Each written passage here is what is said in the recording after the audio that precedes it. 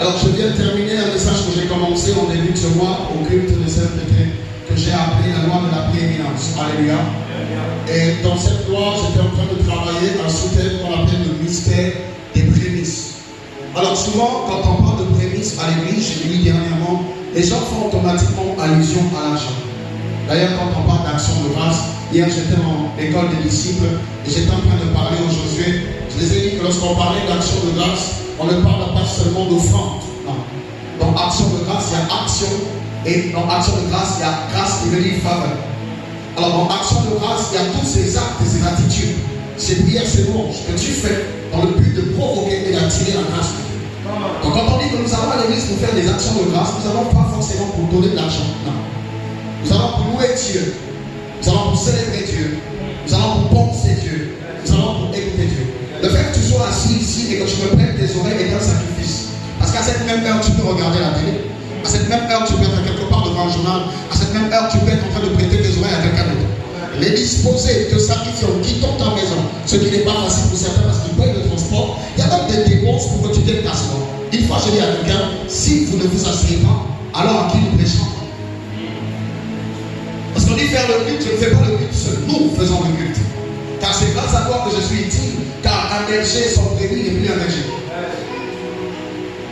Est-ce qu'on est ensemble? Alléluia. Alors ce sont toutes les actions que nous posons qui entrent en compte pour rendre grâce à Dieu. L'évangélisation est une action de grâce car c'est dans les actes que nous posons pour la gloire du royaume. Et encore alors, quand nous apportons des offrandes, comme le dit la Bible, alors nous ne le faisons pas parce que nous avons besoin de se débarrasser d'argent. Nous ne le faisons pas parce que nous voulons prouver quelque chose à quelqu'un. Non, nous le faisons aussi parce qu'on veut provoquer la grâce de Dieu dans un homme. Alors lorsqu'on parle de prémices, on parle de tout ce qui s'obtient en premier et qui est déjà établi en premier. Alors dans les prémices, on n'établit pas, on ne fait pas un choix de priorité. Non, dans les prémices, on respecte une loi qui existe déjà. Alors vous mettez en premier ce qui a déjà été établi en premier. Ça veut dire tout simplement que les prémices veulent dire respecter la loi. Car quand vous mettez en premier ce qui a déjà été établi en premier, ça veut dire que ce n'est pas vous qui l'a mené à la priorité ni à la primature. Non. Ça veut dire que vous mettez à cette place ce qui déjà était censé être là. Quand vous ramenez un aîné à la place d'aîné, vous ne lui donnez pas le titre d'aîné, mais vous n'honorez que ce qu'il a déjà été. Cela fait boire de l'eau, manger est un besoin primaire. Voilà pourquoi vous recevez votre argent. La priorité s'organise d'abord vers les besoins primaires, ensuite vers les besoins secondaires. Par exemple, acheter une voiture, c'est un besoin secondaire. Ce n'est pas un besoin primaire dans le sens où ça ne peut pas t'empêcher de vivre, ni d'être heureux. C'est un accessoire. C'est un des besoins. Il est un peu plus plongé dans la caprice et dans la nécessité. Donc, ça devient primaire. Mais respirer, secondaire plutôt. Respirer, par contre, c'est un besoin primaire. Que tu aies argent ou pas, tu as besoin de respirer. La santé, qui est souvent une des raisons pour lesquelles beaucoup ne témoignent pas. À l'église, on dit que nous tapons l'ensemble. Je bénis Dieu parce qu'il m'a gardé en bonne santé. Il a réussi. Il y a toujours deux frères bizarres dans l'église qui se disent: ah, moi j'ai un pied. Comme la santé, ça ne fait pas sa tête. Cette personne a réalisé une chose, que c'est que sans la santé, sa prière n'aura pas de sens. Car déjà, dis-moi même pour atteindre la grâce que Dieu t'a promis dans 5 ans, il suffit que tu vives d'abord jusqu'à ces 5 ans. Alors, dis-moi, même si tu voudrais te marier, dis-moi, quelle est cette personne qui souffre d'un foie et un foie, par exemple, perforé, qui se trouve dans un état critique, dans le coma, peut-elle se marier? C'est-à-dire que même pour ton mariage, tu as besoin d'abord d'être en forme, d'abord de te déplacer, d'abord de respirer et d'avoir certaines choses avant ce que toi tu fixes. Nous avons un défaut, nous sommes tellement focalisés que pour nous, le miracle, c'est la chose grande qui doit arriver, parce que nous représentons. Va parler à un mort, il te dira que le fait que tu vives est déjà un miracle. Voilà pourquoi la première bénédiction que Dieu t'accorde n'est pas l'argent qui t'apporte ni les conditions qu'il te donne, mais c'est le souffle qui te renouvelle chaque jour. Dieu sait qu'avant qu'il te donne toutes les choses, il a d'abord besoin de te garder en vie. Voilà pourquoi c'est la première chose que Dieu a accompli dans ta vie ce matin. Est-ce qu'il y a quelqu'un qui pouvait acclamer Dieu car tant qu'il vit, c'est la chose de plus? Alors, est-ce que quelqu'un peut acclamer Dieu pour sa vie? Si les gens ne peuvent pas célébrer Dieu pour toi, tu peux encore célébrer Dieu pour ta propre vie. Si même les gens pensent que tu n'es pas une bénédiction pour eux, tu peux être une bénédiction pour toi-même. Essaie d'acclamer Dieu encore pour les faits qui te mettent dans la vie.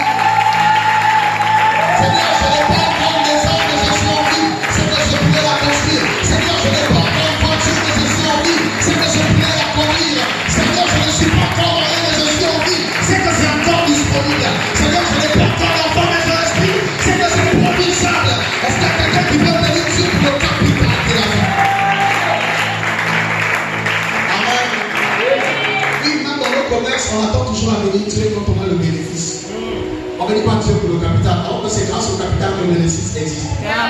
Bénis Dieu pour le peu qui t'a donné. C'est grâce à ce peu-là que tu deviens ce que tu dois devenir. C'est quelqu'un qui dit merci pour un peu. On dit à ton frère à côté, je bénis Dieu pour le peu qu'il m'a donné. Tu dis, je bénis Dieu pour mes manques et mes avoirs. Tu dis, c'est ce qui me rend particulier et différent de toi. Parce que je suis bon pour quelqu'un. Parce que je suis un chrétien bizarre, on dit pas, il n'a pas. Alléluia. Alors, les prémices des mots du roi dont j'ai parlé dernièrement, je ne vais pas parler longtemps de ça parce qu'il faut que je passe à autre chose pour avancer. J'ai parlé dernièrement que les prémices sont des règles et des lois qui répondent à une grande loi qu'on appelle la loi de la prééminence. La loi de la prééminence. Alléluia. Alors, cette loi, c'est cette loi qui permet par son application de mettre en prémisse quelque chose qui est déjà en prémisse. Si tu n'as pas compris, je répète. La loi de la prééminence te permet donc de mettre en prémisse, donc en premier, ce qui avait déjà été établi en premier. Donc, la loi de la prééminence est comme une loi de restauration. En fait, c'est grâce à elle que le sens de priorité est établi. La loi de la prééminence, même dans nos entreprises, existe. C'est grâce à l'organigramme, au sens de la hiérarchie, qu'on sait qui est au-dessus de qui et qui sert à quoi. Si cette loi n'existe pas dans notre travail, il est impossible que le travail soit fait. Car si tout le monde arrive dans le département et tout le monde est chef, le travail ne peut pas avancer. Il faut qu'il y ait de l'ordre. C'est grâce à cet ordre-là que le travail est fait. Il va toujours avoir un premier, et ensuite un second, et ensuite un troisième. Est-ce qu'on entend ça? La loi de la prééminence dans les études établit que, à la fin, on va commencer par le CP1 avant le CP2, et doit passer par le CP2 avant le CP. Et doit passer par le BPC avant le lycée. Ça veut dire que dans tout le système scolaire, jamais l'élève ne passera du CP et se retrouvera à l'université. Pas possible. Cette loi de la prééminence permet qu'il y ait des classes après les autres et que l'autre soit supérieur aux autres. Une fois, j'ai dit à quelqu'un, tout ce qu'on a appris au primaire nous servira même à l'université. Car on n'a pas appris à écrire à l'université. On n'a pas appris à réfléchir à l'université. On a appris à écrire au primaire. On a appris l'alphabet au primaire. On a appris une certaine grammaire au primaire. C'est grâce à ce qu'on a appris au primaire qu'on est capable de tenir au collège. Donc quand vous prenez votre enfant et que vous le gardez à la maison jusqu'à ce qu'il atteigne les 14 ans, les 12 ans, et que vous le balancez au collège, votre enfant est chinois. Pourquoi? Parce qu'il n'aura pas respecté le sens de la priorité, la loi de la prééminence qui a établi le CP avant toute chose. Est-ce qu'on est ensemble? Que Dieu te bénisse. Et tu acclames le Seigneur pour la vie. Alors cette loi donne la supériorité absolue à ce qui est établi en premier rang. Alors, j'avais dit dernièrement que dans le fonctionnement du monde, il y a plusieurs règles que Dieu a établies pour le bon fonctionnement du monde. J'avais dit ici une chose claire et capitale. Dieu a créé le monde par miracle. Car l'Esprit de Dieu mouvait sur les eaux et Dieu dit. Et lorsque Dieu dit, la chose se fut. C'est un miracle. Car aujourd'hui, il est impossible que dans l'arrivée de votre nation, et dit, ça, ton âme, et puis ça, c'est ton âme, ton âme. Ce système, on est si parallèle, qu'à de relation de la vie. Car c'est un homme qui est le mieux au monde de sa nature. Alléluia. Dieu l'a fait. Ce n'est pas que c'est impossible, mais sur la terre et dans le cosmos, Dieu n'a pas permis que les choses fonctionnent par miracle.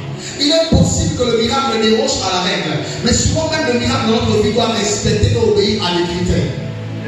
La bénédiction d'ailleurs est comme la pluie. La pluie est cosifiée. Il n'y a pas de pluie sans cause. Même la malédiction existe, mais elle ne s'accroche pas à ta vie sans cause. Il faut qu'il y ait un canal et un moyen qui provoque et permet à la malédiction de s'installer. C'est pareil, Dieu ne te bénit pas parce qu'il doit te bénir. Non, Dieu te bénit parce que tu as provoqué la bénédiction. Si tu ne la provoques pas dans ta vie, il est impossible que Dieu l'établisse sur toi. J'avance très vite. Alléluia. Est-ce que jusqu'à là on est ensemble? Est-ce que jusqu'à là on est ensemble? Alors lorsque Dieu crée le ciel et la terre, c'est un miracle. Il crée la lumière, il dit que la lumière soit, et la lumière ne fut pas créée par un style ou par un principe. La lumière a été créée par la parole et elle existe. Et il y a un problème de le comprendre. Le fonctionnement de la lumière ne dépend pas des miracles. Non. Dieu a créé la lumière, Dieu a créé les astres dans le ciel par un miracle, mais il a établi leur fonctionnement par un principe. Le soleil sait qu'il doit luire d'une heure donnée, si c'est 6 heures dans certaines villes, si c'est 7 heures dans certaines villes, en fonction de la distance de là où il apparaît, et il va toujours se lever à l'est pour se coucher à l'ouest. Jour en temps réel. Alléluia. Il a été établi. L'établissement de quitter le Seigneur pour un autre lieu n'est pas miracle. C'est un principe, une loi que Dieu a ordonné. Jamais le soleil ne se lèvera du côté de la mer pour aller tomber de l'autre côté là-bas. Tous les matins, il proviendra toujours de là-bas pour venir descendre ici. C'est une règle que Dieu a établie après avoir créé le monde par miracle. Dieu a créé l'homme par miracle. On voit que Dieu a schématisé l'homme sur la terre et ensuite à la fin, il a fait quoi? Il a soufflé. L'homme a existé. D'accord? Les poissons ont existé parce que Dieu a créé la mer et tout ce qui s'y trouve. C'est d'accord avec moi? Même la différence des poissons a été un miracle. Mais la multiplication des poissons ne résulte pas d'un miracle. Dieu ne crée plus. Les poissons se multiplient grâce à une autre loi qu'on appelle la génétique. Si l'homme marche sur la terre de façon que les pieds soient en bas et que la tête soit en haut, c'est parce que l'homme obéit à un principe qu'on appelle la gravité. C'est ce principe, cette loi de la gravité qu'il n'y a pas dans l'espace. C'est pour ça que quand vous arrivez dans la lune, vous flottez. Là-bas, il n'y a pas cette loi. La loi de la gravité sur la terre est une loi établie dans le cosmos qui attire tout vers le centre de la terre. Je peux prendre cette bouteille, je la balance dans les airs, elle finira par redescendre. Pourquoi elle redescendra? La gravité sur la terre attire tout vers le temps, vers le centre de la terre. Cette loi ne changera pas tant que terre est terre. La bâtisse. C'est une loi ici, etc. Donc si un jour tu viens marcher dans les airs, ça c'est un autre problème. C'est un autre problème. Je n'ai pas dit que ces gens ne peuvent pas être défiés. Jésus les a défiés. Mais vous remarquerez que ça sera toujours des cas spécifiques et des cas rares. Donc on ne peut pas juger une éventualité par des cas particuliers. C'est comme ça que pour avoir un bébé, c'est pas un miracle. Dieu crée Adam par miracle. Si tu veux avoir un bébé, il y a des actes qu'il faut poser. Tu ne poses pas ça, même si tu parles. Entre. Oh, il n'entrera pas. Est-ce qu'on est ensemble? Et la plus grande de toutes ces lois, c'est cette loi de la prééminence. Elle est la plus grande de toutes les lois parce qu'elle établit en premier quelqu'un. Elle établit en premier un Dieu. Elle établit en premier Christ.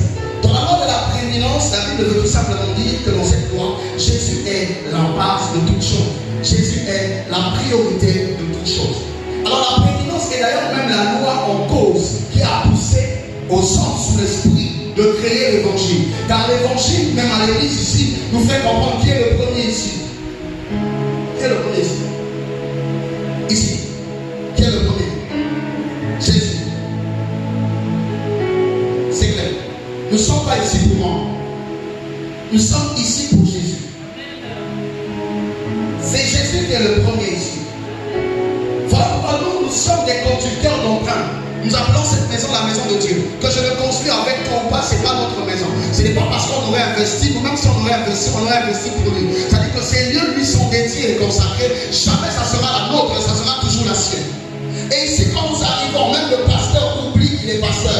Car à force de mettre le pastorat, il ne recevra pas sa part.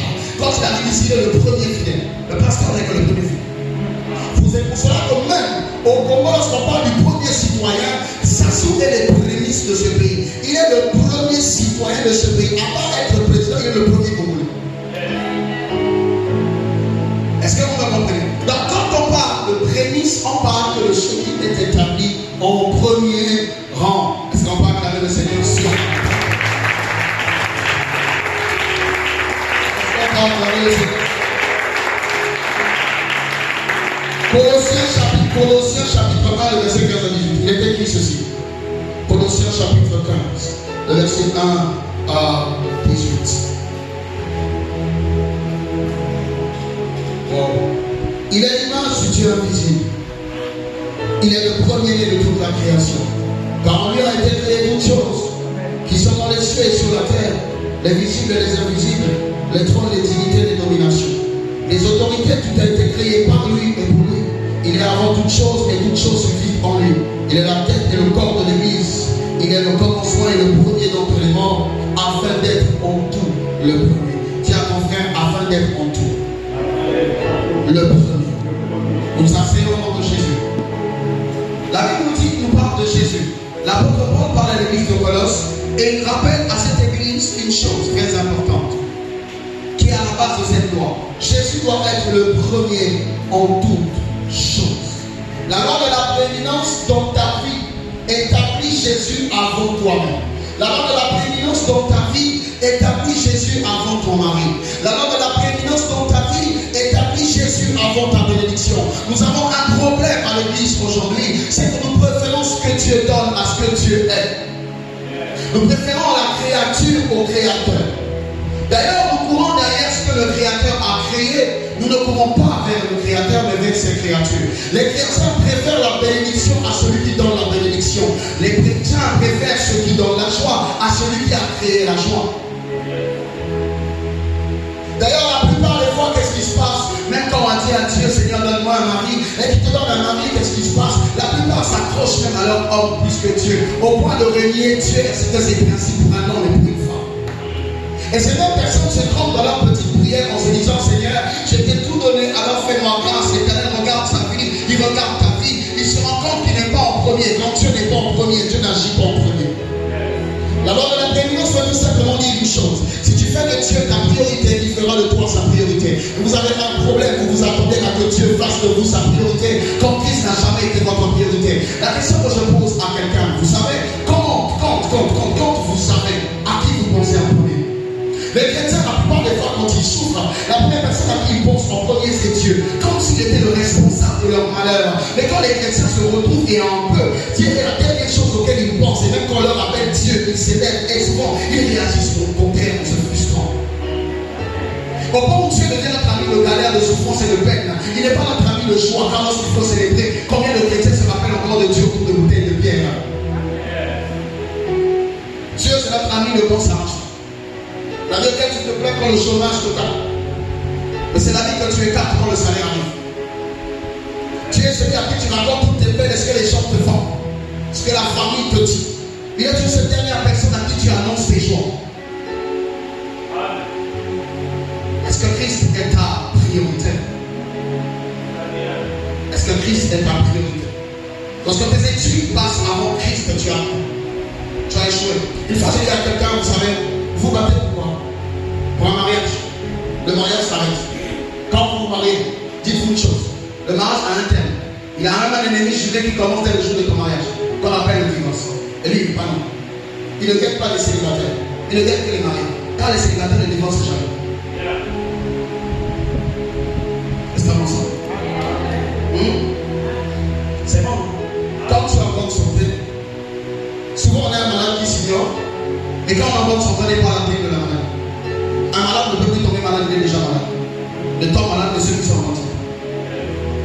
C'est ce que tu ne dois jamais oublier. Souvent, nous préférons notre travail à Dieu. Au point où ton emploi passe avant tout. Il y a même des hommes qui font passer leur emploi avant eux. C'est de l'esclavage. Un emploi ne peut pas passer avant ton bien-être. Non. Une fois, j'ai dit à quelqu'un, quand vous faites vos choix, combien de personnes interrogent Dieu? Parce qu'il faut choisir un homme, quand il faut choisir une femme, quand il faut choisir une direction, quand il faut choisir une entreprise, combien de personnes interrogent Dieu avant? La plupart d'entre nous interrogeons Dieu, mais quand ça ne marche pas, pour dire à Dieu un pourquoi, dans la là où il t'a jamais dit vas-y. Et c'est quand ça ne marche pas là-bas, vous faites des choses et vous dites à Dieu, suis-moi. Non, la prééminence établit Dieu devant, c'est Dieu qui te dit suis-moi. Dieu n'a pas dit je viendrai à vous, dit revenez à moi et je reviendrai à vous. Dans le principe d'accord avec Dieu, c'est toi qui fais le premier pas avec Dieu. Si Bartimée ne prie pas, Jésus ne s'arrête pas. Parce qu'on est ensemble. Parce que Jésus est réellement la priorité de ta vie. Combien de personnes ont priorisé Jésus dans leur vie? Est-ce que tu es sûr vraiment qu'il est la première chose, la première personne à qui tu penses quand tu te lèves le matin? Est-ce qu'il est la dernière chose que tu as dans ta bouche quand tu dors? Quand Jésus est ta priorité, tu te lèves en prière et tu te couches en prière. Est-ce que Jésus est ta priorité? Alléluia. S'il est, c'est que tu as tout compris et tu peux acclamer le Seigneur.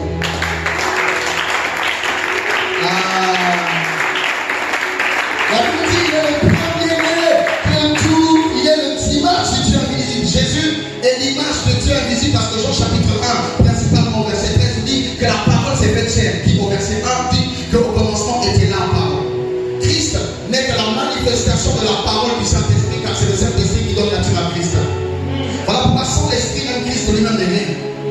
sans Jésus et son esprit, nous aussi nous sommes rien.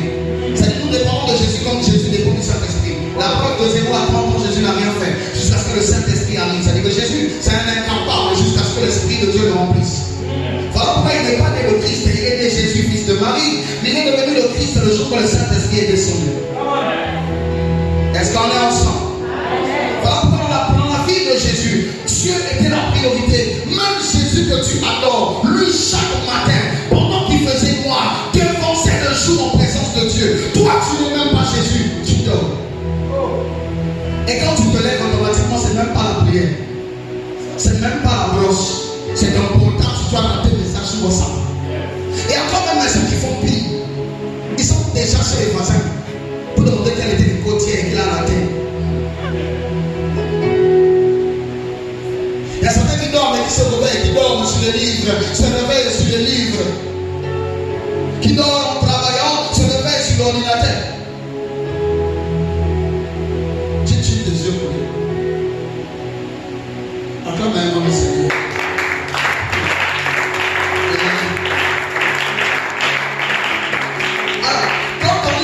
Le premier de toute la création, ça ne veut pas dire que Jésus est créé. Non. Le premier de toute la création ne veut pas dire que Jésus est le premier avant d'être créé. Dieu ne peut pas être créé parce que Jésus n'est pas une chose. Il ne peut pas être créé. Amen. Dans sa nature divine, il existe depuis toujours. C'est pourquoi il est Adonai. Dans sa nature humaine, il est né de Marie. Il n'a pas été créé. Alors, quand on parle de premier de toute la création, ça veut dire que Dieu l'a souverainement. Non seulement souverainement, il a mis son nom au-dessus de tous les noms de façon à faire le nom de Jésus le premier de tous. Non. Parce que le nom de Jésus est censé être au-dessus du nom de ton père. Il est censé être au-dessus du nom de ta mère. Le nom de Jésus est censé être au-dessus du nom de ton épouse. C'est le nom que tu vas mettre au-dessus de tous les noms. Il y a même des personnes quand ils se collent, c'est même pas le nom de Jésus qui fait. Et puis non, c'est la suite qui a. Tu vas regarder cette question en plus.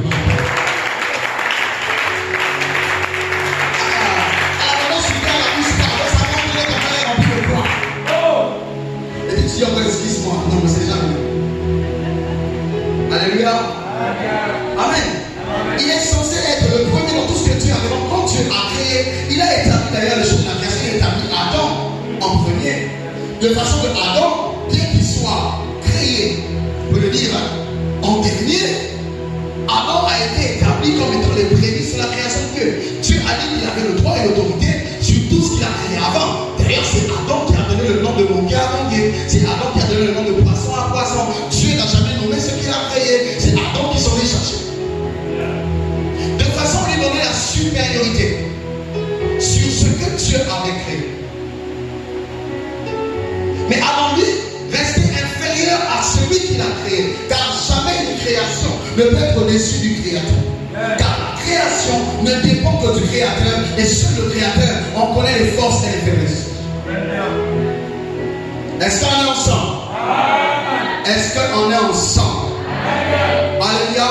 Cette loi établit Dieu en priorité. Jésus dans sa naissance n'est pas né avant Abraham. Il n'est pas né avant Élie. Mais Jésus a été établi en premier au-dessus de tous ceux qui sont nés avant. Jésus est au-dessus de Noé. Jésus est au-dessus de Moïse. Bien qu'il soit né avant, il avait déjà été établi premier. C'est pourquoi quand il parle à Jérémie, d'ailleurs, il dit à Jérémie une chose qu'il avait déjà un prophète depuis le ventre de sa mère. Ça veut dire qu'avant que nous existions dans le visible, nous existions déjà dans l'invisible. Où l'Éternel dans l'invisible régnait déjà en maître de l'invisible. C'est pourquoi même la foi ne te permet de ramener à l'existence ce qui n'existe pas dans le visible, mais qui existe bel et bien dans l'invisible. Car la foi n'est que le moyen de transfert, pas de ce que tu as créé, mais de ce que tu as déjà créé et que tu n'as pas. C'est pour ça à l'église, c'est une vérité que les hommes de Dieu ne peuvent pas sortir pour être divinisés. Celui de vous dit la vérité que nous ne créons aucun miracle sur vous. Nous nous suscitons et ne mettons à la lumière ce que Dieu vous a déjà donné. Ce que Dieu ne t'a pas donné, même si je prie pour ça 10 000 fois pour toi, tu n'auras pas ça. Même celui qui est mort en montant ce qu'il a demandé est quand même mort et ça n'a rien changé. Et c'est pas sur toi que Dieu va commencer. Amen. Pourquoi Jean-Baptiste était pauvre quand Dieu donne tout? Pourquoi il allait demander une veuve même de le nourrir quand Dieu donne tout? Si c'est réel.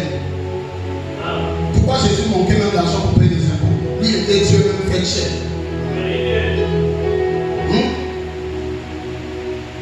Est-ce qu'on est ensemble? Dans le psaume 89, le verset 27, Dieu établit cette vérité. Psaume 89, le verset 27. Et ici, il parle d'un autre homme qu'on appelle David. Est-ce qu'on est ensemble avec toi? Regarde ton frère. S'il essaie de s'envoler, tu lui feras pas un message profond comme ça, il dort directement. Parce que quand tu vas arriver à la maison, le sommeil va te fuir. C'est ce qui prouve même que tu es possédé. Comment il peut faire chaud, et puis il y a le bruit comme ça, et puis il fait chaud, tu dors. Dormez chez vous, la nuit est faite pour dormir. Vous faites quoi la nuit? Vous volez. Vous travaillez. Même quand vous êtes marié, apprenez à vous reposer le jour de dimanche. Donnez-moi la main. Oh. Je l'ai rendu Seigneur. Psaume 89, le verset 26. Lui, il m'invoquera. Est-ce que je ne me trompe pas? Est-ce que je me trompe là? Excusez-moi.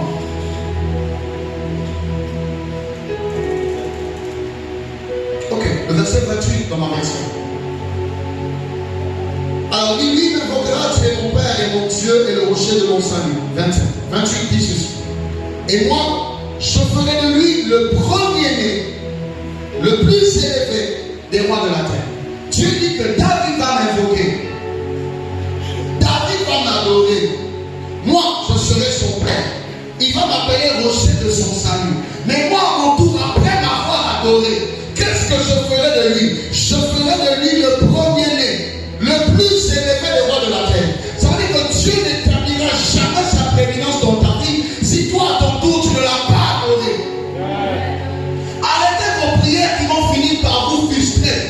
Parce que ce n'est pas la prière qui est le résultat de l'exaucement. La prière obéit à des principes. Donc elle n'est pas fervente et que ta vie ne correspond pas, Dieu n'agit pas. Arrêtez de croire que c'est parce que vous avez prié que vous devez recevoir. Non. La prière a des règles. Que si vous n'obéissez pas, vous priez en vain. C'est pourquoi les apôtres ont dit à Jésus, apprends-nous à prier. Parce qu'il y a une méthode. Et dans la prière que nous avons, Jésus les a appelés, il a dit, notre Père qui es au que ton nom soit. Que ton règne. Jusqu'à là, tu vois l'intention de quelqu'un de nous. Jusqu'à là, on ne parle que de Dieu. Il est aux cieux, on le situe. Que son nom soit sanctifié, on l'adore. Que son règne vienne. Ça veut dire qu'on accepte ses lois. Parce que sans règne, un roi ne peut pas régner sans loi. Un roi est établi par la loi et un roi est le premier garant de la loi. Ça veut dire que son règne vienne, c'est que son autorité, sa volonté, c'est que sa parole, qui règne déjà dans les cieux, descend sur la terre. Parce que dans le ciel, Dieu n'a pas de conseiller. Dans le ciel, Dieu impose la loi. Il est un dictateur, il est plus que petit. Dieu, oui, Dieu. Mon goût est petit. Dieu n'a pas d'opposant. Tu as vu qui s'est levé là-bas. Satan essaie, on sait plus. Vous comprenez? Quand tu dis qu'il règne comme ça dans ta vie, c'est là où tu deviens un adorateur. Car un adorateur n'est pas celui qui chante les cantiques de louange. Un adorateur, c'est celui qui est capable de se sacrifier pour la cause de la volonté de Dieu. Car la première fois qu'Abraham dit que je vais adorer, il allait sacrifier Isaac sur un autel. L'adoration, ce n'est pas chanter. L'adoration, c'est se sacrifier. Soit son argent, son temps, son énergie. Donc dès lors que tu sais Dieu avec ta bouche à la maison, tu sais Dieu avec ta bouche, ton corps est posé, tu n'adores pas. Voilà pourquoi quand tu viens à l'église, tu viens, tu n'as pas transpiré, tu sors, tu n'as pas transpiré. Mais quand tu vas boire et tu vas en boîte, tu rentres, tu as transpiré, tu es maudit. Si Dieu ne peut pas suivre ta sueur, qui suit ta sueur? Question. C'est ça dans les chambres noires, qui ça dans les secteurs noirs, c'est là que tu transpires. Donne-moi la main, je sais pas. Comme ça arrive ici, tu n'arrives pas. Il y a des chrétiens qui pleurent même pour les femmes. Mais quand vous arrivez devant Dieu, tu n'arrives même pas à pleurer pour ta. Ça ne t'arrive pas à pleurer pour ton propre dos. Ça ne t'arrive pas à pleurer. Tu n'arrives pas. C'est Dieu qui a les yeux dessus. Mais là-bas,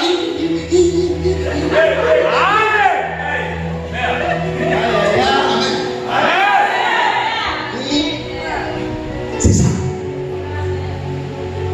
Vous comprenez?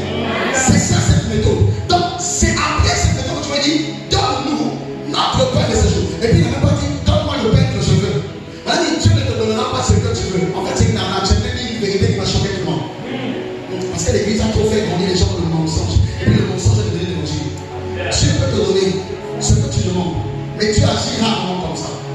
plupart des fois, Dieu nous donne ce qu'il a prévu de nous.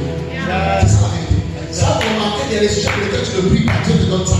Ceux pour lesquels tu pries, ça ne vient pas. Quelle est la même? Est-ce que la prière donne le contraire? Non. C'est le problème, c'est que tu as demandé une mauvaise chose. C'est ça l'apôtre Pierre a dit, vous priez mais vous ne recevez pas. Pourquoi? Parce que vous priez mal. Et vous priez avec votre propre passion. Ça veut dire, on ne prie pas avec ses envies. Ce n'est pas parce que tu veux voyager que tu demandes des voyages. Tu demandes d'abord à Dieu, est-ce qu'il y a des voyages pour moi? Alors donne-moi la main. On dit, si à part, tu mettras ton argent pour, mais jamais ça ne se fera.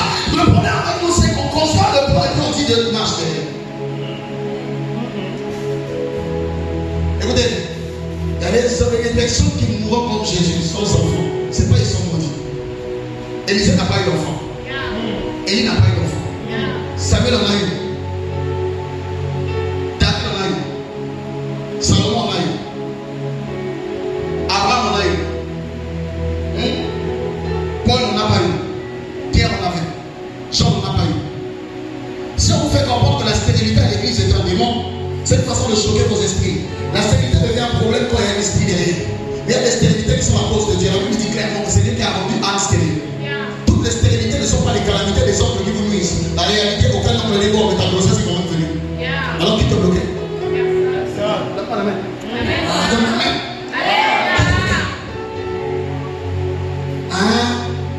C'est pareil. Tout le monde n'est pas appelé à être riche ici. La preuve, si tout le monde est riche ici, on va se retrouver sur le macaque. Il y a certains, même leur moteur de prière, c'est la galère. Tellement sa vie est nerfs qui cherche Dieu. Voilà pourquoi Dieu garde certains d'entre nous, Dieu les connaît. Des fois, quand tu as de la bonne chambre, oh, il y a des gens qui ont été là, la voiture, ils ont été là, ils ont été là, ils ont été là, ils ont été là. La bâtonne chambre, il y a des gens qui ont été là, on est disponible et loyal. Comme émergement, au lieu de langage, au lieu de réponse, au lieu de logique. La loyauté n'a plus encore le niveau de temps que vous quittez. Vous pouvez vous révéler, vous autres, ça va vous donner une loyauté. Mais vous avez un langage ici, fidèle, et puis quand vous avez c'est la chose. Donne-moi la main. Donne-moi la main, je parlais à quelqu'un. Ah oui. Il y a certains qui critiquent certaines personnes à l'église. Oh mon frère, à ce moment, ça veut dire 300 000 appels idiot. On a 50 000, on a fait quoi? C'est là que je pose à 500 000, tu vas au centre, tu dis maillot. Donne-moi la main.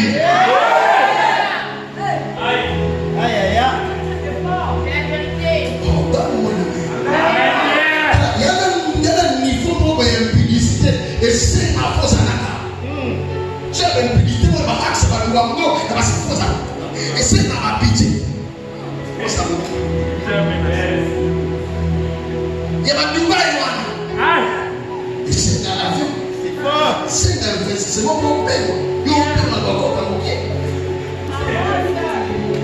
Donne-moi la main. Alléluia. Est-ce que Dieu est la priorité? Ça, ce que tu feras de lui sa priorité, Dieu te t'améliore. Alors quand tu dis qu'il fera de David le premier-né, on sait que David est le Benjamin. Il n'est pas le premier-né chez ses parents, il est le dernier fils. Mais comment tu peux faire de quelqu'un premier-né? Physiquement, c'est impossible, car la hiérarchie de naissance ne se change pas. Mais spirituellement, c'est possible. Car la Bible dit une chose dans Genèse. La Bible parle, Genèse chapitre 29, on parle de la grossesse de... Comment on appelle la mère de Esaü? Rebecca. Ok, Rebecca. On parle de la grossesse de Rebecca. Et puis clairement, Dieu dit à Rebecca, quand elle est venue se déranger un peu, et puis elle a demandé c'est quoi il s'agissait. Dieu lui a dit tout simplement que dans ton ventre se battent deux nations. Le plus petit dominera sur le plus grand. Ça veut dire il était déjà prévu qu'Esaü naisse en premier. Mais ils ne sont pas en premier. Et Dieu savait même que Jacob était le plus petit. Mais qu'il finira par dominer. Voilà pourquoi d'ailleurs vous allez comprendre une philosophie. Jacob était un homme très spirituel. Parce que quand ils sont nés, il a voulu tirer son frère. Il a échoué dans le ventre. Esaü était en étant l'aîné. Donc Genèse chapitre 43, Jacob dit d'ailleurs à un de ses premiers fils Ruben, il dit, Ruben, tu es les prémices de ma vigueur, car tu es mon premier-né qui a prouvé ma vigueur. Alors sur toi j'ai établi l'autorité. Naturellement chez les Juifs, comme chez nous ici, les premiers sont nés avec une autorité, celle de conduire la famille. C'est le droit hiérarchique qui leur s'est donné. Vous comprenez? Mais il y a aussi des Jacob dans notre génération, des personnes qui naissent en 3e, en 4e, en 16e position, mais que Dieu dans son vouloir a décidé d'établir sur la famille. Voilà pourquoi je déclare sur ta vie, peu importe la position dans laquelle tu es né. Que Dieu fasse de toi le plus élevé des fils de ta mère. Que Dieu fasse de toi le plus élevé des filles de ta mère. Si tu peux me donner un meilleur amen, que le frère à côté va s'assurer ta personne. Alléluia. Et vous allez voir, la première chose que Jacob a fait, c'est quoi? Il a pris pour un plat de lentilles, il a dit son frère, il a troqué avec son frère le droit d'aînesse. Isaïe croyait que le droit d'aînesse ne sert à rien. Jacob savait que le droit d'aînesse était la primature. Le fait d'avoir pris le droit d'aînesse, le jour que son père Isaac a prié pour lui, ça a permis à Jacob de prendre la bénédiction qui ne l'était pas due. Car Isaac, même dans son cœur, savait que la grâce qui avait été pour Isaïe. Mais comment Jacob a pris ça et ça marchait sur lui? Quand la grâce de quelqu'un d'autre ne peut pas venir à toi, dans ta vie, c'est ta vie, ma vie, c'est ma vie. Mais comment ma vie devient ta passion? C'est parce que dans le spirituel, il y a une possibilité de voler les grâces. C'est ce que les sorciers font avec vous. Tu as le potentiel, tu as la grâce, tu ne suis pas de ça, mais moi je suis de ça. Tu es intelligent, mais tu n'arrives pas à avancer. Moi, ton intelligence, c'est ça, je montre là-bas. C'est le même principe qu'il a utilisé. Sachant qu'il avait déjà pris le droit de l'aise. Faites attention, vous la guerre, tu vas au galère et puis demander des oncles ou des tantes, des amis qui ont l'argent. Faites attention. Car souvent dans votre galère, dans vos paroles, vous libérez des bonnes choses que vous ne connaissez pas. Aussi bien vérité sans la façon. Il faut éviter ce genre de langage. Amen. Hein? Évitez ça. Quand vous dites ça, vous lui donnez le droit de direction de votre vie par votre conscience. Automatiquement, cette personne auquel vous croyez que vous dépendez va toujours influencer votre vie. Même quand c'est une vieille relation, auquel vous croyez toujours que vous ne pouvez pas vous faire sans lui. Vous êtes mis dans une prison, vous l'avez établi sur votre vie. Aucune de vos relations ne portera. Parce que dans votre petit esprit, vous voyez que sans lui, il n'y a pas de droit.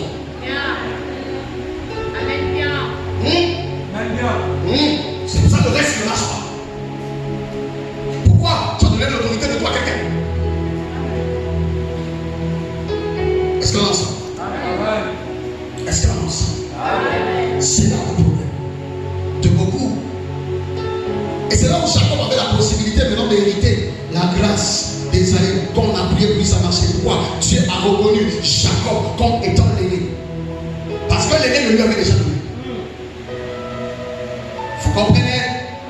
Or, si quelqu'un a pris ton droit de naissance à travers une parole inconsciente que tu as déclarée, à travers un sentiment d'amour, que sais-je, je prie au nom de Jésus une restauration de ton éthique au nom de Jésus. Je prie une restauration de ton identité au nom de Jésus. Il y a une restauration de ton potentiel au nom de Jésus. Il y a une restauration de ta santé au nom de Jésus. Il y a une restauration de tes grâces au nom de Jésus. Si tu me donnes un amen, cette parole est adressable. Voilà le rôle de la prégnance. Elle nous permet de mettre en priorité Dieu. Amen. Est-ce que quelqu'un a compris? Alors, cette priorité doit être faite en toutes choses. La Bible dit, et moi je repars dans Colossiens, repartez dans Colossiens, chapitre 1. Waouh. Colossiens chapitre 1. On repart au verset 15, nous étions assis. 15 à 18. On lit ceci, le verset 16. Car en lui ont été créées toutes choses, les choses qui sont dans les cieux et sur la terre. Ça veut dire que c'est par Christ qu'on a créé toutes choses. Christ est la base de la création. Ça veut dire que la terre n'existe pas en réalité. La terre ainsi que l'univers est une partie de Dieu. Pierre Baptiste a dit, je vis en Dieu et Dieu est en moi en esprit. C'est pour ça que quand tu regardes l'église, on s'appelle les membres du corps de Christ. Mais est-ce qu'un membre vient à l'extérieur du corps? Un membre est à l'intérieur du corps. Ok. C'est une façon de dire que nous, ainsi que le monde qui nous entoure, n'existe pas dans la personne de Dieu. Quand on vous parle de paradis, paradis n'est pas un endroit. Paradis existe dans la domaine de Christ. Est-ce qu'on a ça? Amen. Dieu n'est pas un homme, Dieu est une dimension. Il ne faut pas arrêter de tracer Dieu comme un humain. Dieu n'est pas humain. Alléluia. Une fois j'ai chanté les gens ici par la vérité du ciel, non? Je vous ai dit que le ciel n'existait pas et que le ciel c'était Dieu. Parce que la Bible disait clairement que les cieux des cieux ne peuvent le contenir. Dans aucun ciel Dieu peut habiter dedans. Aucun. C'est ciel qui habite en Dieu. Même le ciel dans lequel il s'assoit avec les anges là. On voit l'apôtre Jean. Il a vu plusieurs fois le ciel dans l'Apocalypse, mais il n'a pas vu la même image. Pourquoi? Le ciel n'est pas comme ton salon, où ton fauteuil est toujours à droite et ta télé à gauche ou à gauche. C'est pas comme ça le ciel.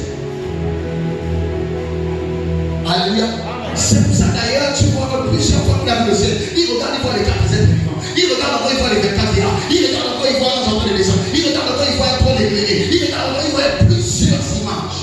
Parce que le ciel n'est pas un lieu existentiel. Le ciel n'est qu'une pensée et des révélations de Dieu. Chaque pensée de Dieu devient ciel pour nous. Oh!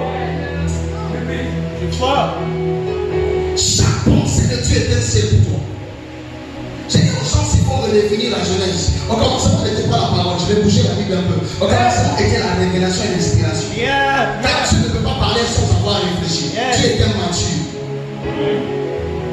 Pourquoi lorsque Dieu parlait, il ne citait pas ce qu'il voulait voir? Parce que ce qu'il voulait voir était caché dans sa pensée. Lorsqu'il parlait, la parole s'accommodait à sa pensée. C'est comme ça que les poissons et les espèces se créent. Dieu n'a pas dit tilapia, Dieu n'a pas dit moki, Dieu n'a pas dit errant, Dieu n'a pas dit aigle, Dieu n'a pas dit cafard. Dieu a pensé. Et quand il parlait pour créer ça, ça existait. Ce n'était pas dans sa parole, mais c'était dans sa pensée. À la base, le monde n'existe pas parce qu'il a parlé. Le monde existe parce qu'il a pensé.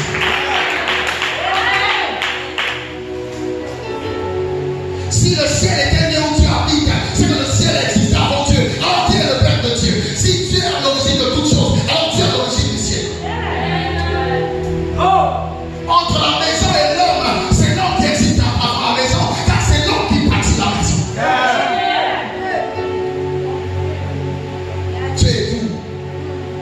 Dieu est ciel, Dieu est ciel, Dieu est homme, Dieu est temps, Dieu est saison, Dieu est pluie, Dieu est soleil, Dieu est tout. C'est ça Dieu, Dieu est toi. C'est ça Dieu. C'est pas un homme, c'est l'ensemble des choses. Est-ce qu'on a ensemble? Alors la prééminence établit Dieu dans cette réalité-là. On est dans la base de toutes choses. Elle dit les visibles et les invisibles, les trônes et les divinités, les dominations, tout a été créé pour lui et par lui. On précise, créé pour lui et par lui. Donc Dieu t'a créé pour sa propre gloire. Tu n'existes pas pour vivre tes rêves. Non, tu existes pour réaliser la volonté de Dieu. C'est pour ça que Jésus a dit, je ne fais pas ma volonté, mais la volonté de celui qui m'a envoyé. Jésus savait qu'au-dessus de lui, il y a le Père. Et qu'au-dessus du Père, il y a le Saint-Esprit. Le Père est une position. On devient Père qu'on a un fils. Dieu le Père n'a jamais été le Père comme Jésus n'a pas été créé. Comme Jésus n'a pas existé. Ce qui permet au Père d'être Père, c'est parce qu'il y a un fils. Dans un Père, son fils n'est pas un Père. Non. La vérité, le Dieu le Père a commencé à exister au moment où Jésus a été créé. Au moment où Jésus a existé dans la pensée de Dieu. Car Jésus est la partie physique de Dieu. Un esprit ne peut pas mourir à la croix, car un esprit n'a pas de sang. Et Dieu le sait, il ne peut pas changer ça. C'est une loi qui a déjà établie. Dieu est limité par sa propre parole et par ses propres lois. Il a déjà créé depuis le début du temps et il ne les change pas. Vous comprenez? Lorsque le Fils est sur la terre, qui parle dans le ciel? Le Père. Car le Père ne peut pas quitter son trône. Car tout président ou tout responsable qui quitte son poste provoque un coup d'état. Et Dieu ne peut pas quitter le trône de peur que le ciel soit sous contrôle. Comme Jésus est sur la terre, le Père contrôle le ciel, le Fils contrôle la terre et l'Esprit contrôle l'espace. C'est pas le Père qui a créé toutes choses, non, c'est l'Esprit qui a créé toutes choses. Car c'est l'Esprit qui mouvait et qui a dit. Donc le Père n'est pas l'origine de la création, mais tout a été créé par le Saint-Esprit. Est-ce que j'en parlais à est-ce que jusqu'à présent tu redéfinis dans ta tête les vérités de ce qui doit être? C'est ça. Donc la prééminence te permet, dans l'invisible, dans l'invisible, Dieu est Dieu. Jésus n'est pas le Dieu de ceux qui se regardent. Dieu est même Dieu là où tu ne vois pas. Dans le monde des ténèbres, dans tes combats de la nuit, que tu sois, que tu ne sois pas, que tu vois, que tu ne vois pas, que tu rêves, que tu ne rêves pas. Ton Dieu est en maître. Tu sais pourquoi tu ne peux pas échouer? C'est parce que ton Père est en contrôle. Donc ton Père est en contrôle. Chaque partie de Père est l'échec. Jamais ta vie ne peut être l'échec. Tant que Dieu est là, tant que Dieu existera, tu existeras en Dieu. Quand ne te demande pas. Ne demande pas. La prééminence, quand elle est établie sur toutes choses, la Bible dit, il est avant toutes choses et toutes choses existent en lui. La prééminence te pousse à mettre Jésus avant toutes choses. Mon ami, je veux que tu apprennes à mettre Jésus avant toutes choses. Quand tu te lèves le matin, Jésus doit être ta priorité. Quand tu sais surtout que c'est un dimanche, arrête tes histoires de préparer là, arrête tes histoires de beauté là, arrête tes histoires de téléphone là, arrête tes histoires de télé là, arrête tes histoires d'amitié là, arrête tes histoires de procédé là.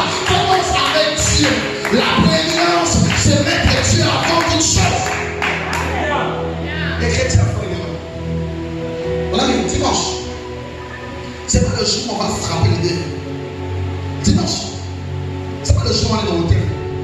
Dimanche. Ce n'est pas le jour où on avait des amis. Dimanche. C'est le jour même quand le culte est fini. Même à la maison, tu as l'attitude de prière.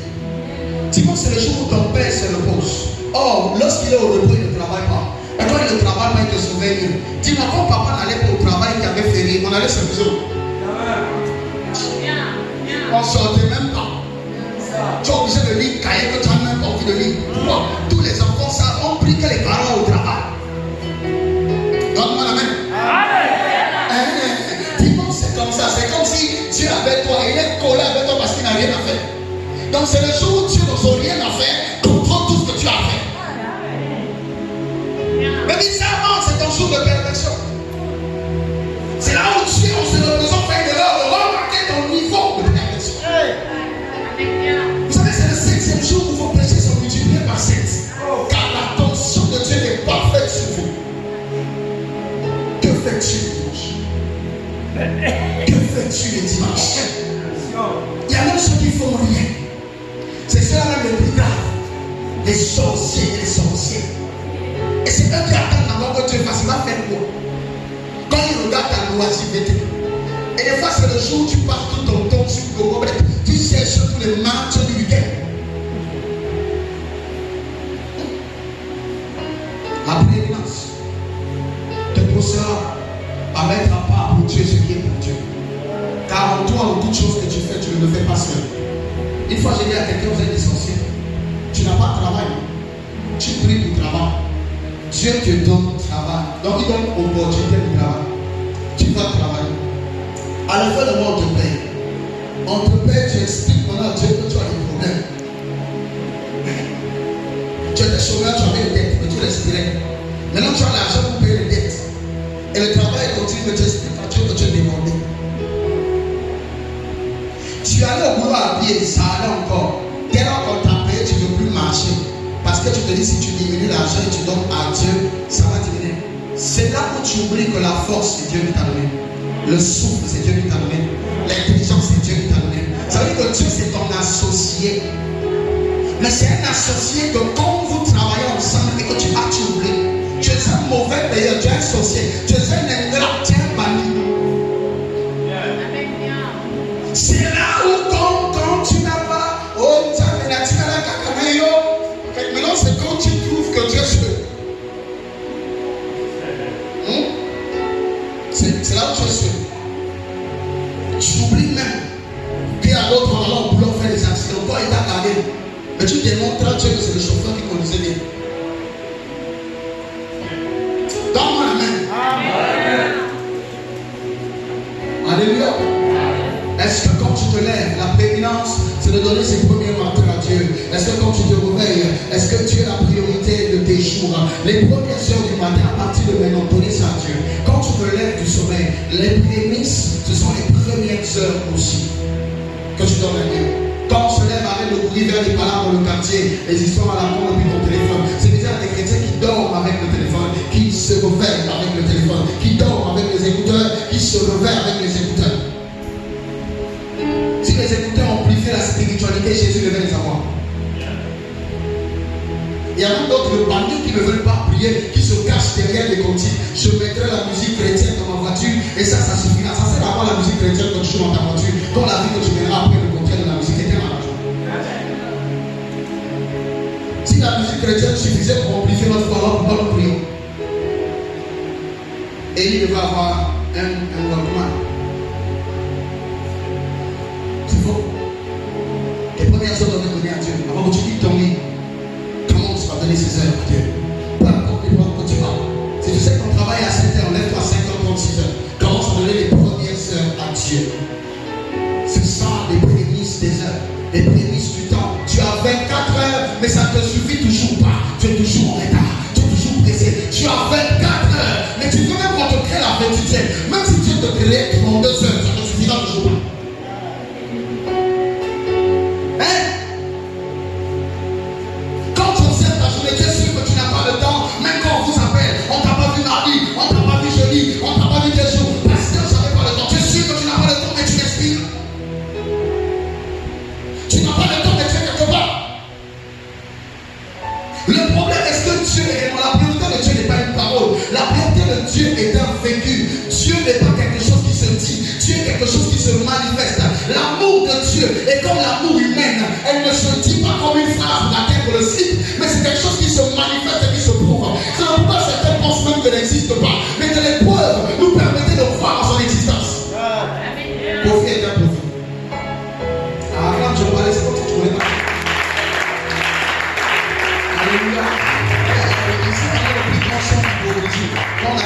ça devient blanc comme la neige. C'est comme ça, on ne sait pas.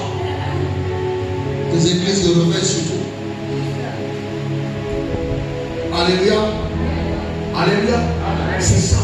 Dans ton foyer, Christ doit être la priorité. Les couples, quand ils commencent, ils n'ont pas besoin de Dieu. J'ai des génies se marient. Même là, ils n'ont pas besoin de Dieu. Une fois, j'ai choqué. Là où je suis allé prêcher, j'ai dit ça. Il dit clairement une chose. Tu fais la dot, on te donne les cadeaux. Ce sont tes cadeaux. Est-ce que combien de dotés si on pris leurs cadeaux? Elles sont allées les donner en pléniche? Non. C'était leur cadeau. Ils ont même expliqué au Saint-Esprit, c'est mon mariage. Au dîner aussi, c'est encore qu'on apporte des cadeaux. Ça aussi, c'est ton mariage. Mais tu viens quand même à l'église ici. Dans la maison de Dieu, je ne sais pas, c'est pas la maison de ton père. Malanga ou je ne sais pas, Elia, ce n'est pas ton père, c'est Dieu. Et tu viens ici, on célèbre ton mariage. Dieu te bénit. La Bible dit de ne pas venir dans la maison de Dieu les mains vides. Toi, comme toujours un sorcier, tu viens toujours vite. Mais bizarrement, c'est quand tu sors d'ici que tu as l'argent. Le genre de chrétien qui prennent 1 heure pour mettre la beauté, 30 minutes pour choisir sa robe. Et quand elle arrive devant son portefeuille, elle prend toujours la plus petite pièce. C'est comme si l'église de panier s'était invadie.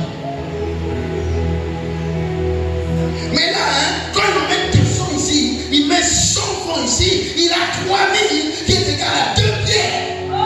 Plus d'être dedans. Et l'argent du ticket. On arrive ici, on a les 500 francs, on a les 2000. Oh, je suis allé rendre grâce à Dieu qui t'a gardé toute cette semaine. Le 1er novembre encore, vous avez vu, chacun se sont entourés des retours de ceux qui sont morts, ils sont un grand nombre. Mais toi, tu n'as même pas pu célébrer ton novembre pour la vie qu'il t'a donnée. Et encore aujourd'hui, tu es venu avec tes camarades, tes chambres de comme d'habitude, mais tu sais qu'à la maison, sous tes amis là, tu as acheté 300 000 francs. Et là, tu dis, c'est pour un projet. Donc, Dieu, c'est quoi? C'est pas ton projet. Quand un homme te demande l'argent, oui, même les femmes disent, bagarre, il y avait mon nom, le jour. Qu'est-ce que tu fais sur la bagarre, il y a mon nom? Il y a des bagarres, il y a mon nom, c'est la maison. Alors, tu aimes vraiment le sang. On va manger ton argent. Quand tu ne comprends pas qu'on te mange ça, tu crois même que tu es gentil. Donne-moi la main. Amen. Oh, c'est fort. Alléluia. Là-bas, tu sors l'argent. C'est-à-dire, même si on te demande la petite partie, tu ne prends pas le transport. Dans tous les cas, c'est comme tu cherches des problèmes. Tu n'as pas de problème. Non, tu as un petit truc, c'est combien à peu près? On va gérer ça. Ça, c'est toi qui donnes le problème. Mais comment les chrétiens qui ça l'église, c'est parce qu'est-ce qui monte ici? Je remarque que le temple, là, on a construit, on dit, mais les prix sont très élevés. Combien fait à peu près la chambre? Ça fait combien? Comment c'est moi? Non, les gens ne te demandent pas. Au contraire, à l'église, quand on voit maintenant, là, on a dit 3e dimanche, les gens savent qu'ils vont venir le pasteur, ils sont frits. Ils viennent pour gagner un peu de puissance pour tomber ici. C'est pour ça que moi je te vois, tu tombes 2 fois, tu me fatigues, je te piétine. Pour que tu tombes. Dans la main, tu parles. Ah, dans la main, tu parles. Ah, ok. Ils ont des choses maintenant.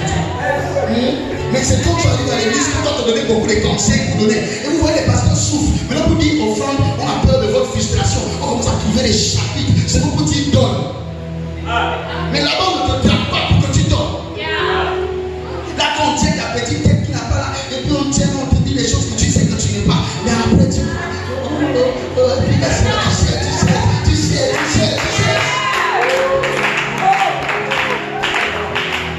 Et là, on ne peut pas donner à Dieu, vous savez, développer un système, je ne sors pas de l'argent de ça. Je laisse ça à la maison, je vais avec le strict minimum. Même vos mains, on prend l'habitude de faire la monnaie, soit béni ma soeur. Et puis vos mains, même des yeux, c'est quand tu fais dans la porte, tu sais que ça c'est mieux, tu pousses ça, tu cherches, ça c'est grave. Yes. Et quand tu arrives là, tu vas la soie, et puis on prend que tu fais un vrai truc. Que tu glisses ici au nom de Jésus. Alléluia. Dieu est ta priorité. Est-ce que quand tu gagnes ton salaire, tu commences à voir penser à Dieu? Non. On a dit, écoute, tu as une femme, tu as un homme qui s'oppose à ton amour pour Dieu, chasse-le. Lui, il a une durée de péremption comme un yaourt. S'il ne te lâche pas, il mourra. Vous comprenez? Et ça, il ne peut pas échapper. Que personne ne t'éloigne de l'amour de Dieu. Un homme qui t'éloigne de Dieu, zappe. Une femme qui t'éloigne de Dieu, zappe là. Chez nous, c'est Dieu avant tout.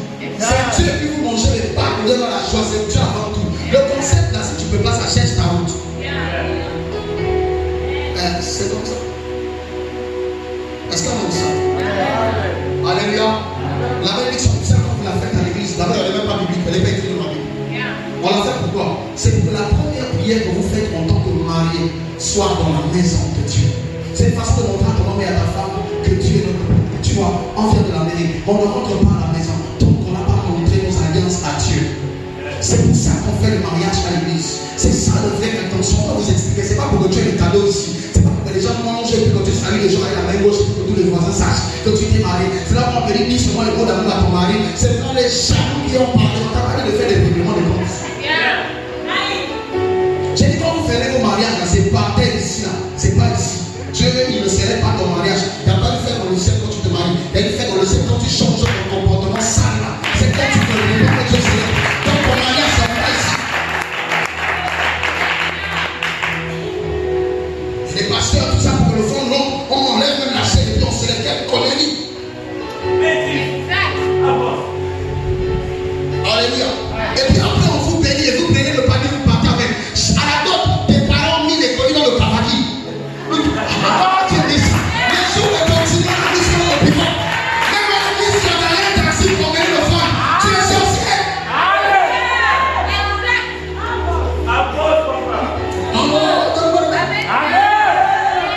C'est ça les prémices que tu laisses à l'église. C'est là que tu vas comprendre les gens on a commencé à dire à leur famille. Vous n'avez pas cadeau de l'église. Parce que la bête de ma famille.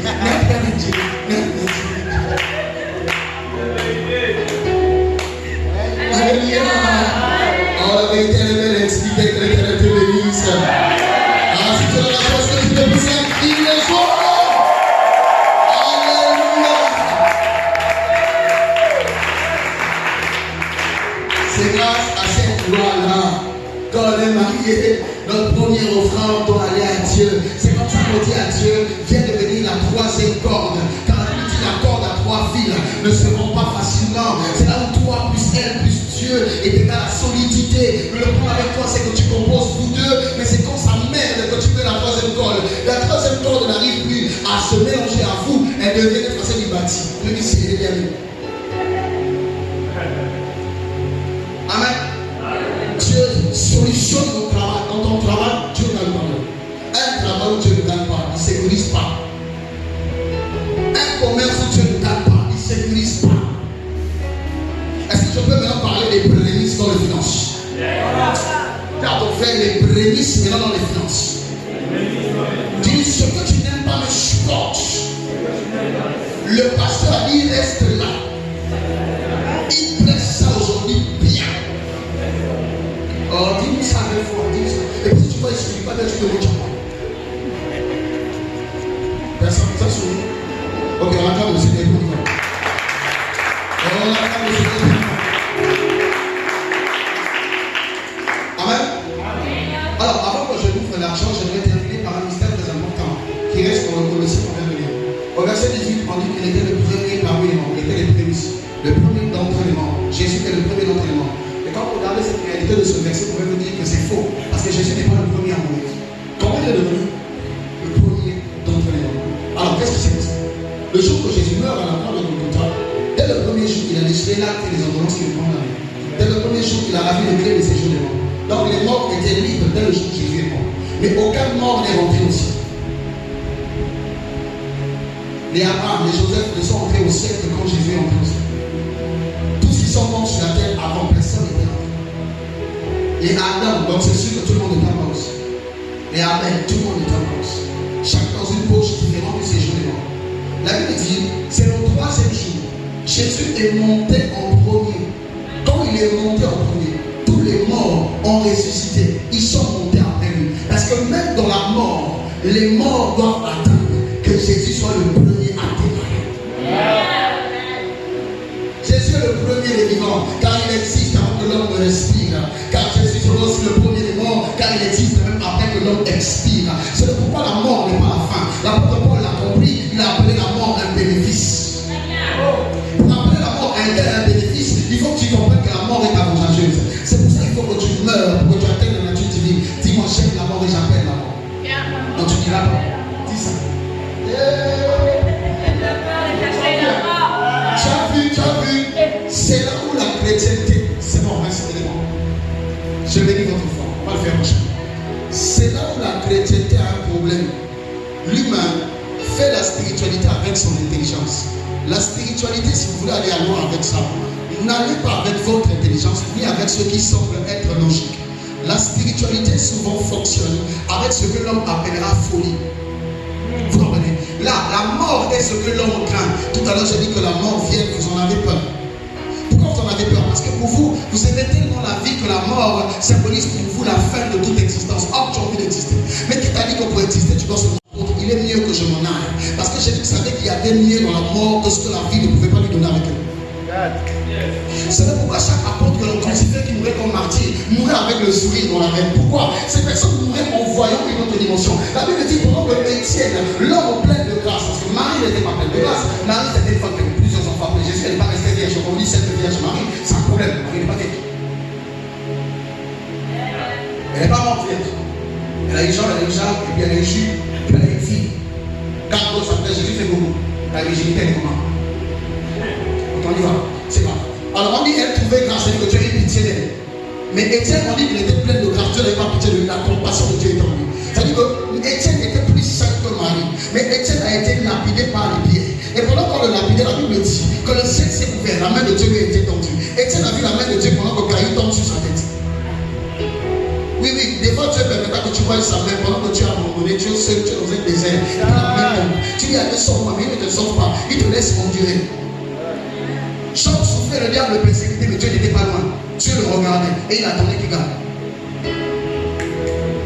Amen. Amen. Chez vous, vous avez des problèmes comme ça, chercher des prières au nom de Jésus, les autorités. On va revoir. Et puis c'est pour te dire une chose très simple et très claire. La main de Dieu apparaît, mais l'homme il tombe, les pierres de Dieu. Mais la main de Dieu était là. Le problème, c'est une chose. Pour Étienne aussi, il n'a pas crié, il n'a pas pleuré. Pourquoi? Parce qu'il savait que mourir était un avantage. Pourquoi Jésus n'a pas refusé la croix? Pourquoi Jésus n'a pas fui? Pourquoi il n'a pas écouté les conseils de Pierre qui lui disait si Dieu peut t'en épargner? Il a dit à Pierre très fort, la Bible avec une forte autorité. C'est sûr que Jésus était fâché, il a dit arrière de moi Satan. Jésus a traité son disciple de Satan. C'est pas parce que son disciple a dit survie. Est-ce que survivre c'est une mauvaise chose? Jésus le traite de Satan parce qu'on le demande de survivre. Pourquoi? Parce que Jésus avait compris que sa vie à lui était cachée dans sa mort. Il a dit je ne suis pas la vie, je suis la résurrection et la vie. On ne peut ressusciter que celui qui est mort. Si je ne meurs pas, je n'ai pas cet état. Donc que tu vis, tu es exposé au péché, oui ou non? Et encore ça peut te tuer, te faire rater le ciel. Quand ton cahier est encore saturé de 1000 péchés, pourquoi vivre jusqu'à 52 ans pour que j'arrive à 4000 péchés? Je préfère mourir encore plus tôt, que mon cahier soit petit et que je sorte au ciel. Ouais, c'est ça que tu ne veux pas. Les enfants pour lesquels tu ne veux pas mourir, quand tu mourras, tu ne les connaîtras pas. Le mari que tu ne veux pas lâcher là, excuse-moi, même dans ton vivant, il est ailleurs. Bon, on est passé. Ok. C'est pour te dire une chose, quand vous mourrez, vous serez dans le ciel, on ne se connaît pas là-bas. Hein? Au ciel, il n'y a pas d'homme, il n'y a pas de femme. On repart dans la nature ange. Et on n'a pas ce visage. Tu vois le visage, le visage, tu es clair. Le visage contenu A, c'est le mélange de son père et de sa mère. Le visage que maman fait A, c'est le mélange de son père et de sa mère. Le visage de papa portera son visage, c'est le mélange de son père et de sa mère. Vous verrez qu'il aura des traits avec sa mère, il aura des traits avec son père. Car l'enfant est le résultat de 23 chromosomes du père et de 23 chromosomes de la mère. C'est bizarre, toi, le visage, c'est pas mon visage. C'est le visage que le Dieu Costa va donner à sa femme. Vous comprenez? C'est ça qui lui permet de me localiser. C'est ça qui lui permet de me reconnaître. Mais il y a une vérité. Mon âme, c'est pas lui qui l'a créé. Il a l'origine d'un corps. Il n'est pas l'origine de mon âme. Et mon âme n'a pas ce visage. Ce visage est comme brin parce que sur la terre, il y a aussi là où vous prêtez ça. C'est pour ça que vous vivez les réclamations. Même quand vous êtes des enfants de Dieu. Pourquoi? Parce que votre âme est née de nouveau. Oui, vous avez été baptisé. Oui, mais votre corps n'est pas né de nouveau. Car le sang qui circule en toi provient d'un arrière-grand-père. Il a été versé dans plusieurs hôtels. Et ce sang est allié à plusieurs esprits. C'est pourquoi on appelle ça de délivrance. C'est comme ça.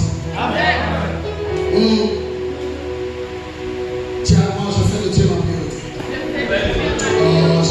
Je fais de Dieu ma priorité. Que celui qui m'empêche d'aimer Dieu parte de ma vie. Celui qui n'a pas dit que Dieu te frappe sur la tête.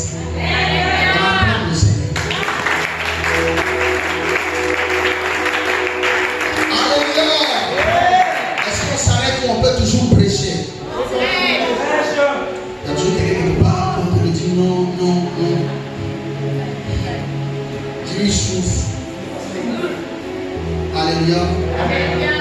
Dans tes finances, Dieu doit être fait en premier. Payer sa dîme vous met à l'abri de celui qui dévore. C'est vrai. D'ailleurs, c'est payer sa dîme qui ouvre le ciel. Qui a déjà lu Malachie chapitre 3? Déjà, Malachie chapitre 3. Qui peut ouvrir rapidement? Et puis vous lisez le verset 9 à 11. Très fort. Qui peut lire ça? Ceux qui ont les Bibles en anglais peuvent aller très vite, s'il vous plaît.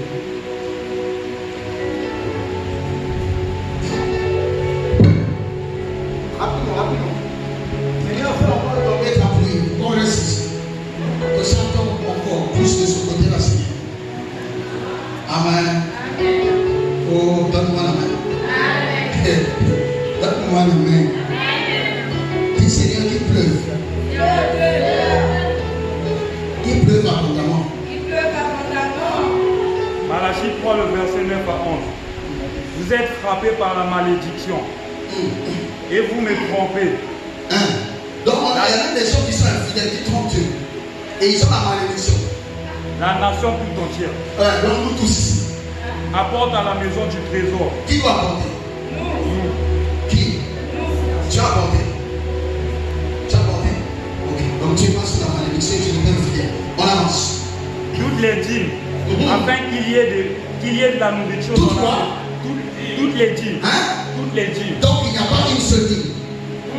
Il y a certains qui montrent Dieu ici. Oh Dieu, moi je ne paie pas la dîme parce que je n'ai pas encore un travail.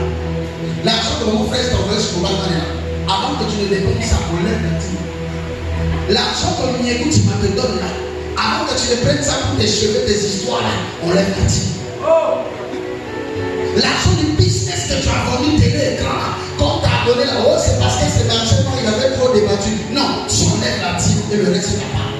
On dit tout est libre. Un chrétien ne peut pas manquer la dîme par semaine, car l'argent transite dans nos mains. Alors comment on arrive ici sans son frère?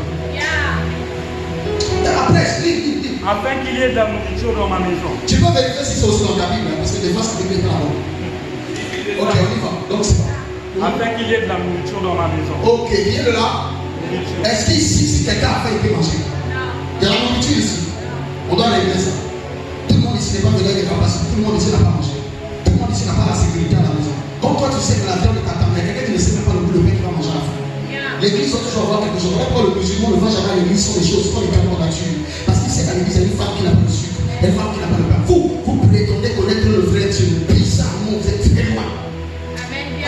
Mettez-moi de sorte à l'épreuve. Mettez-moi. De sorte à Donc, l'épreuve. ce qu'on me dit, il y a des offrandes, il y a des offrandes. Donc, ce qu'on me dit, offrande, on tient à la tête. Et ça, on va prier l'autre chose, c'est parce que Dieu sort moyen. C'est pourquoi je dis aux gens, venez à l'église sans sévir et tu perds le temps. Servir Dieu dans le ministère sans ton argent, c'est une perte de temps. C'est là les chrétiens qui n'ont pas la salut. Tellement là. J'ai compris une chose avec les pauvres et les riches. Les riches ont une mentalité de dépense et d'investissement. Parce que le riche, il faut dépenser pour la vie. Les pauvres, ils ont l'esprit d'économie. Ils croient que sont les panneaux qui auront. Demande à ceux qui font des caisses de maison de 100 francs, 100 francs, 100 francs. Vous avez réalisé quoi ça? Vous croyez que c'est l'économie qui enrichit? C'est l'investissement qui enrichit. L'argent doit sortir pour rentrer. Car l'argent obéit à un flux. Ça va et ça vient. Toi, tu fais quoi l'argent quand ça vient chez toi? Ça ne va pas. Comment ça arrive?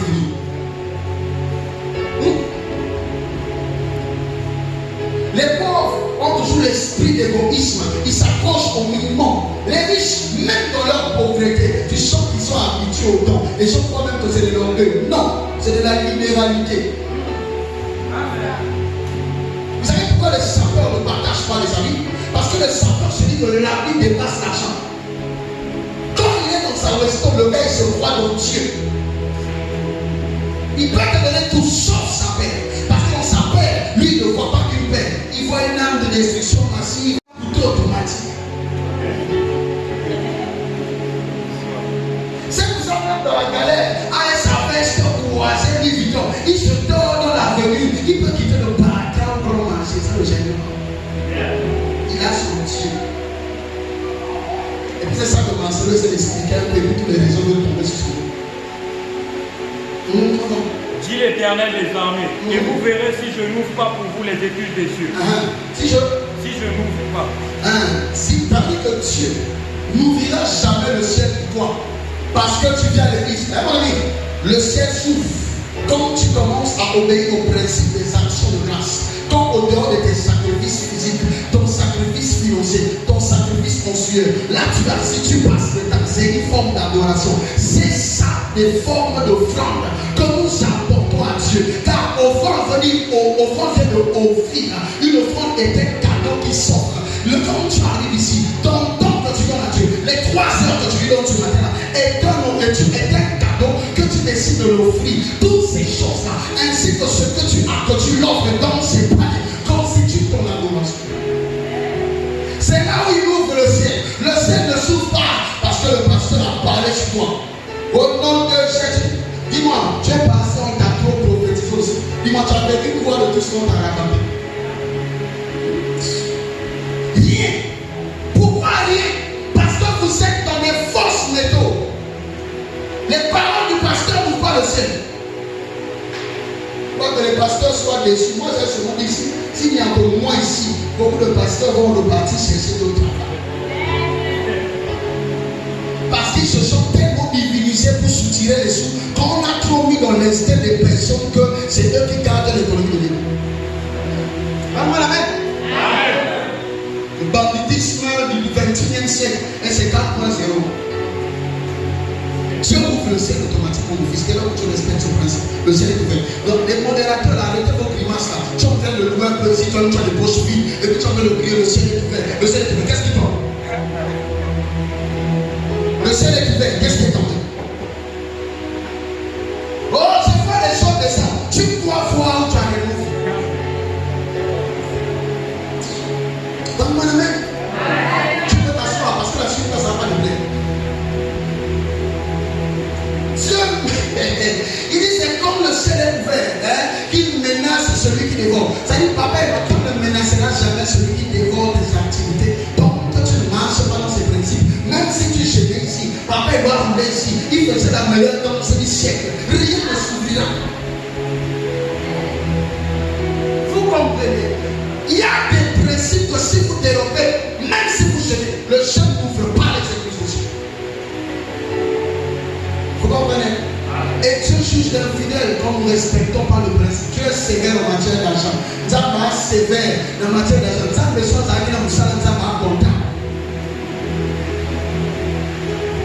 Dieu est content. Alléluia. Alléluia. Est-ce que Dieu est la priorité de tes finances? Les prémices, je vais aller rapidement raccourcir pour ne pas perdre du temps. Amen. Les prémices en matière de finances, c'est le premier revenu dans sa totalité que l'on donne à Dieu. Je n'ai pas dit premier investissement. Non. J'ai dit premier revenu. Le revenu, c'est ce qui revient d'un investissement. Le revenu est encore appelé salaire. Le salaire, ce n'est pas seulement ce que tu gagnes à la fin du mois, car le salaire est aussi appelé gain. Le gain, est-ce que les mamans dans les tables de commerce appellent bénéfice? Est-ce que j'ai été clair? Mais dans sa totalité, dans le pourcentage des prémices, ce n'est pas les 10% comme la dîme, ce n'est pas 50%, ce n'est pas 80%. Les prémices, c'est 100% de ton premier revenu. Tu travailles. Sur déjà, le premier salaire, tu en fais pas aussi. Hein? Tu as utilisé ça toi-même. C'est fort. Qui a encore un travail ici? Lève ta main. Ne te cache pas. Je serai tout. Très lourd. Il y a beaucoup de versets ici, je ne vous donne pas ça. Ça ne sert à rien. On va aller à l'essentiel. Il me reste 15 minutes. Donc je ne peux plus entrer dans le disant. Celui qui veut les versets, tu viens me voir. Il y en a 8. Si on lit ça ici, après c'est comme si on faisait bien de prière. Si tu as besoin de versets, tu viens chercher tout ce que je lis. Amen. Il y en a dans le cahier. Qui a encore un salaire ici? Qui a promesse. Tu vends. Tu vends quelque part. Non, toi là où tu vends, c'est pas pour toi. Donc tu es là.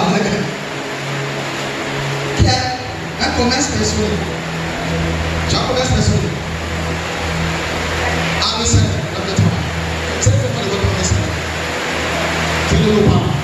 Ici, on a bouffé soi-même, ici, on a quand même de nos parents. Qui a encore une activité? Personne? J'avais demandé la pluie, le temps ça va couler. On est un plan, ça va finir à 12h45. Donne-moi la main, il pleut. Je sais que je vais pas finir le message. S'il laisse la pluie, tu auras l'esprit de partage. Plus encore. C'est pas encore fini. On attend le Seigneur pour la pluie de tard ici. Alors, Seigneur, pour que là, programme se gaspille, après c'est lui qui vient te proposer. Il pleut pour que tu rentres te reposer. Ah, les gars, 15 heures, on les attendait quelque part. Il y a déjà de noirs d'eau. Tu n'iras plus. Donne-moi un grand amen. Alors, je vais me baser sur ces deux salles. Rapidement, on va aller dans Romains chapitre 11, le verset 16. Romains chapitre 11, le verset 16. Romains chapitre 11, le verset 16. Est-ce que je peux lire au nom de Jésus? Or, si les prémices sont saintes, la masse l'est aussi. Si la racine est sainte, les branches le sont aussi. Si les prémices sont saintes.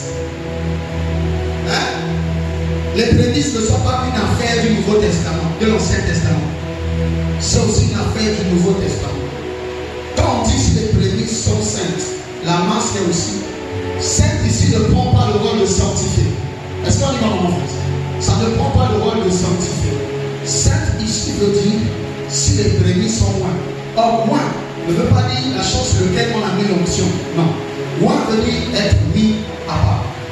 Sanctifier, c'est se réserver. La sainteté, c'est se réserver pour l'avantage de Dieu. Je peux le faire, mais je ne le fais pas. C'est ça. C'est quelqu'un qui comprend de quoi je parle. Ok? Alors, si les prémices sont mises à part, la masse est aussi. Si la racine est mise à part, les branches le sont aussi. Je commence par la racine pour vous montrer l'image. La racine est le sous-bassement de l'arbre. Tout ce que la branche reçoit comme bénéfice, comme sève, provient de la racine. Et la racine prend tout de là où il est planté. Vous comprenez? Si la racine est malade, vous le verrez par les branches. Les branches seront malades. Si les branches sont malades par la qualité de la sève, les fruits aussi seront malades.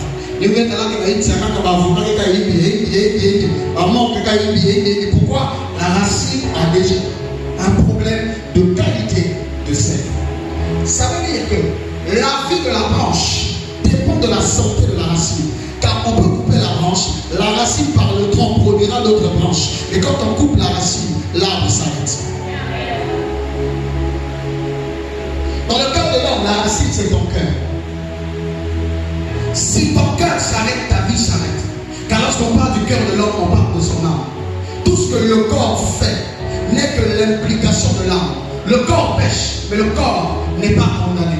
Car il pêche qui mourra. Alors personne n'a vu son âme sortir pour aller pécher sur son corps. C'est le péché est accompli par le corps. Mais Dieu ne responsabilise jamais le corps, car le corps n'est qu'un exécutant. Il est comme un esclave qui dépend de tes pensées. Le corps ne suit que le mouvement de tes envies. Donc le corps ne reproduit que ce que tu as pensé à l'intérieur. Si tu n'as pas pensé, ton corps ne fait pas. Voilà pourquoi Dieu ne punit pas le corps, Dieu punit l'âme. Jusqu'à là, est-ce que c'est clair? Les prémices sont les premiers revenus. Quand vous donnez votre premier revenu à Dieu et que vous le mettez à part, la masse, c'est le reste de vos salaires. La masse, c'est le reste de ton salaire. La masse, c'est ton travail. Toutes ces choses seront mises à l'abri. Si tu ne mets pas tes prémices à l'abri, tes finances ne sont pas à l'abri. Ton travail n'est pas à l'abri. Dieu entre dans tes finances dès lors que tu épargnes les prémices. Sinon, la masse ne le sera jamais. Donc, la masse, c'est quoi? C'est ton deuxième salaire. C'est ton troisième salaire. C'est tes business après ce travail. C'est ta sécurité, ta promotion. Toutes ces choses, même si tu pries pour ça, même se fera jamais tant que Dieu n'a jamais touché à tes prémices. Une prière où tu dis à Dieu, amplifie mon commerce, où Dieu n'a jamais pris tes prémices, Dieu n'amplifiera jamais. Si ton commencement, c'est une probabilité, c'est le monde, pas Dieu n'en a rien à faire. Là où tu n'as pas mis Dieu, Dieu ne se mettra pas.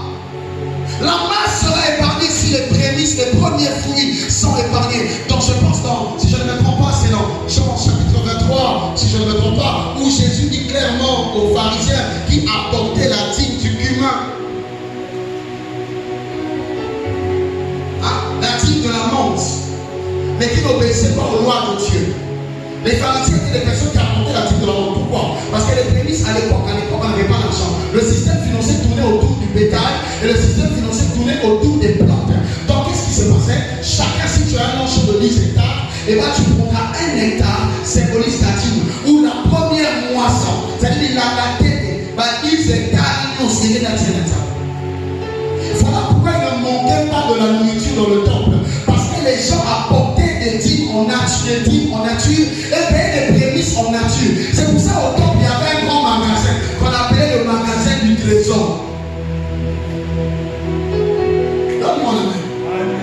Où on apporte les prémices? Les prémices sont payées au temple. Car Dieu a mandaté, selon le livre de Lévitique, principalement les pasteurs, les lévites, comme étant ceux qui sont établis pour recevoir vos prémices et les mettre à part pour Dieu. Les prémices ne se payent pas chez les parents. Les prémices ne se mangent pas seuls. Il n'y a pas une loi spirituelle qui dit tu prendras ton argent en totalité, tu le donneras à ton père. Seulement parce qu'il a payé tes études, seulement parce que c'est lui qui t'a trouvé le travail. Ce n'est pas une loi établie. Oui, vous avez de la reconnaissance, mais ce qui est à vous et ce qui revient à vous après que Dieu ait pris sa part, ce qui est à Dieu n'est pas à vous. Si tu veux faire du bien à tes parents, fais du bien à tes parents avec ton 2e salaire, avec ton 3e salaire, ça c'est ton argent.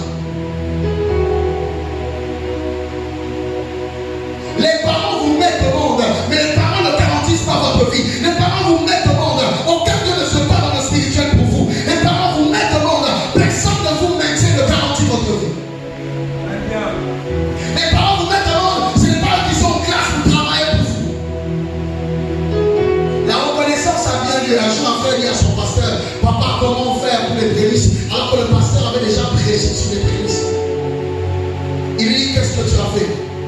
Il lui dit, non, moi principalement j'ai pris mon argent, j'ai eu 100 000, j'ai donné 50 000 à papa et maman, j'ai gardé 30 000 pour le transport parce que passer le boulot c'est loin, c'est très loin.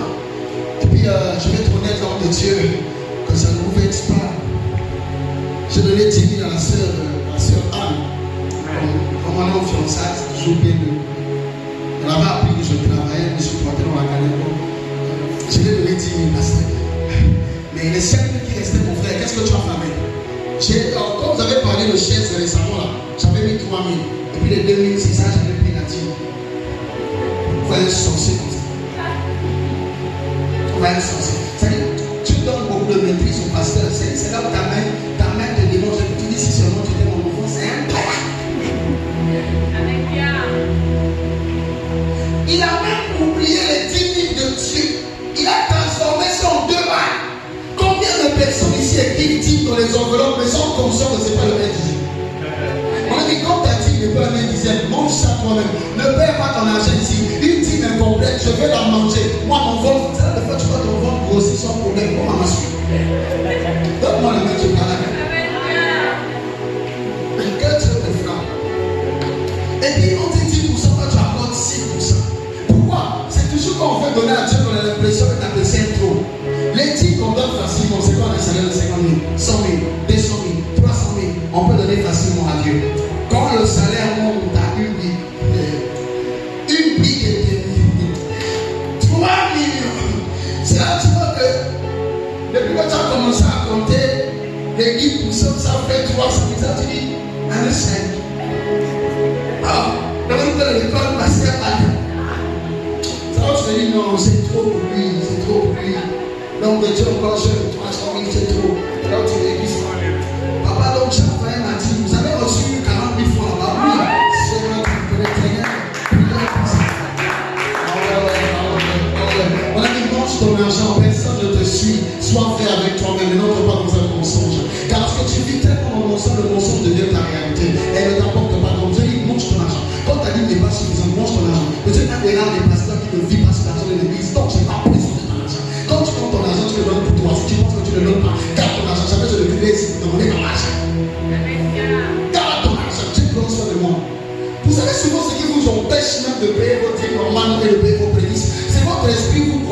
vous encourager. C'est comme un frère qui a dit au pasteur, j'ai semé 15 000 dans le panier du prophète. C'était pour vous encourager. C'est dit, mon ami, je ne suis pas encouragé par mon frère.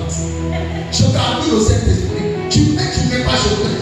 J'avais dit cette église, c'est le filtre. Ici, tu peux prier pendant 3 heures. Mais dans le panier, tu as 2100. Ici, c'est la même ici, là, on a le fils qui vient de dire, et la foi est aimée Dieu. Sinon, cette église, quand tu conduis ici, tu fais vite. Parce que c'est une église où on ne t'apporte pas, mais c'est toi qui apportes. Donc, c'est une église qui t'emmène des problèmes. Tu as l'impression que c'est bien que tu ne sois pas là pour que tu économises. Vraiment, la main, tu parlais. Dis, c'est vrai. Parce que c'est vrai. Alléluia. J'ai dit, tu ne m'encourages pas. Donnez l'encouragement au pasteur. Certains croient que quand vous donnez au pasteur, vous payez votre livre, vous payez vos prémices, vous le rendez riche. Je ne peux pas être riche avec tes 200 000. Je ne peux pas être riche avec tes 300 000. Je ne peux pas être riche avec tes 400 000. Je ne peux pas être riche avec tes 500 000. C'est pas ça qui va me rendre riche. C'est bien où j'ai touché avant que je le vienne ici. Avant qu'on ne se rende compte, c'est pas ça qui change la vie. Pas demander à ceux qui ont eu les 16 millions de terrain, mais qui se retrouvent qu'on pas avoir le marché de fond de Jésus. Pas demander à ceux qui ont des 45 millions de parcelles, mais qui ne savent même plus développer une petite activité de 400 000. Laisse-moi ça. Laisse-moi ça. Alléluia. D'ailleurs, ce qui ont quelqu'un dit, ce n'est pas ce que tu gardes. C'est la gestion que l'Esprit te donne de ce que tu gardes.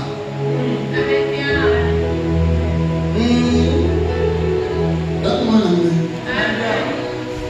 Et le frère, c'est ce qu'il a fait. Voilà, les prémices sont ton totalité.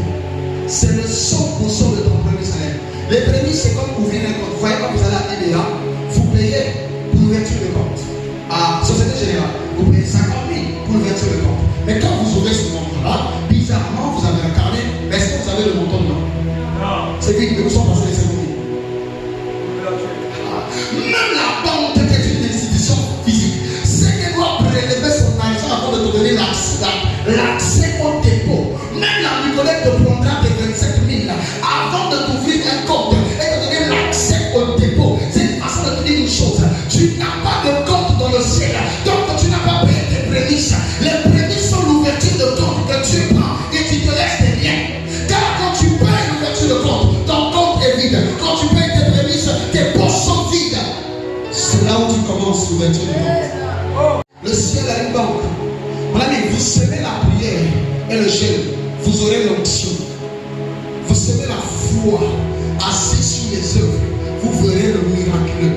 Vous semez le noyau d'avocat, vous aurez un avocatier. Vous semez le noyau d'un monguet, mais vous priez pour que le monguet se transforme en savetier. Vous mourrez devant votre arbre. Vous semez l'argent, vous récoltez l'argent. Mais le défaut avec nous, on sème les prières, on attend l'argent. Des sorciers. Des sorciers. Qui ici n'a pas besoin d'argent? Levez vos mains. Qui n'a pas besoin d'argent? Ou qui n'aime pas l'argent ici? Ta sainteté a tellement dépassé que l'argent, tu n'en as pas besoin. Lève tes mains. Parce que la vérité ici, parmi les gens qui aiment l'argent, je suis parmi les gens qui aiment l'argent. J'aime l'argent. L'argent donne des ailes. Même ça peut te donner un sourire dans la nuit. L'argent peut te rendre visionnaire là où l'obscurité a frappé le chemin. Oh, dites-moi, vous pensez que maman fait sous la pluie devant sa voiture pour aller travailler? Tu pensez qu'elle part parce qu'elle aime son travail ou parce que le visage du patron lui plaît? Non, c'est la vision des projets, elle attend l'argent. Nous pensons que Lucas sort de tous les matins pour partir à 6h et à 19h. Nous pensons que Lucas rentre à 20h du travail et accepte de prêter ses dimanches parce que non, Canal Plus c'est la maison de sa mère. Il aime l'argent. Vous pensez que Papa Porto là-bas travailler si vous faites plaisir à la nation? Non, parce qu'il y a le souci du Congo. Il y a une famille à lui, cherche l'argent. Vous comprenez? Mon ami, je cherche l'argent. C'est vrai qu'on n'est pas prêt à tout pour l'argent. Mais on a besoin de l'argent parce qu'aujourd'hui, le monde tourne autour de l'argent. Si les chrétiens pêchent, pour la plupart, c'est parce qu'ils n'ont pas l'argent. La Bible dit lorsque Dieu a béni Job, Job était tellement riche qu'il n'avait plus envie de pécher. La preuve quand Satan le critique, il dit quoi Dieu? C'est parce que tu l'as tout donné, c'est pour cela il t'aime. Parce que dans la pensée de Dieu, l'argent ainsi que les biens doivent te pousser à l'élever plus. Pourquoi on pêche? Pourquoi on est obligé de vivre des vies inappropriées? Pourquoi on est obligé de faire certaines choses? C'est parce qu'on est pauvre. Que Dieu te donne l'argent, c'est pas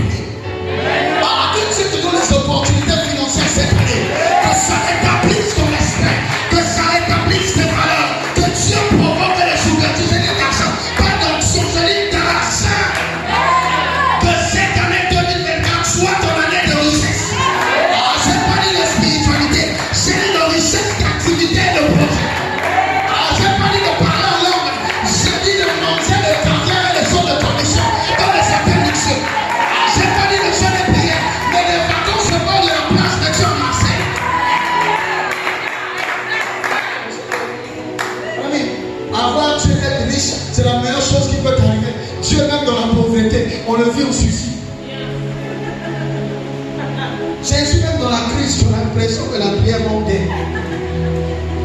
Être riche et avoir Dieu, c'est la meilleure chose qui peut t'arriver. Dieu n'est pas contre l'argent. Il a donné ça à Salomon. Il n'est pas contre l'argent. Mais tu vas être riche. Après investir au royaume. Il recherchait d'abord le royaume et sa justice.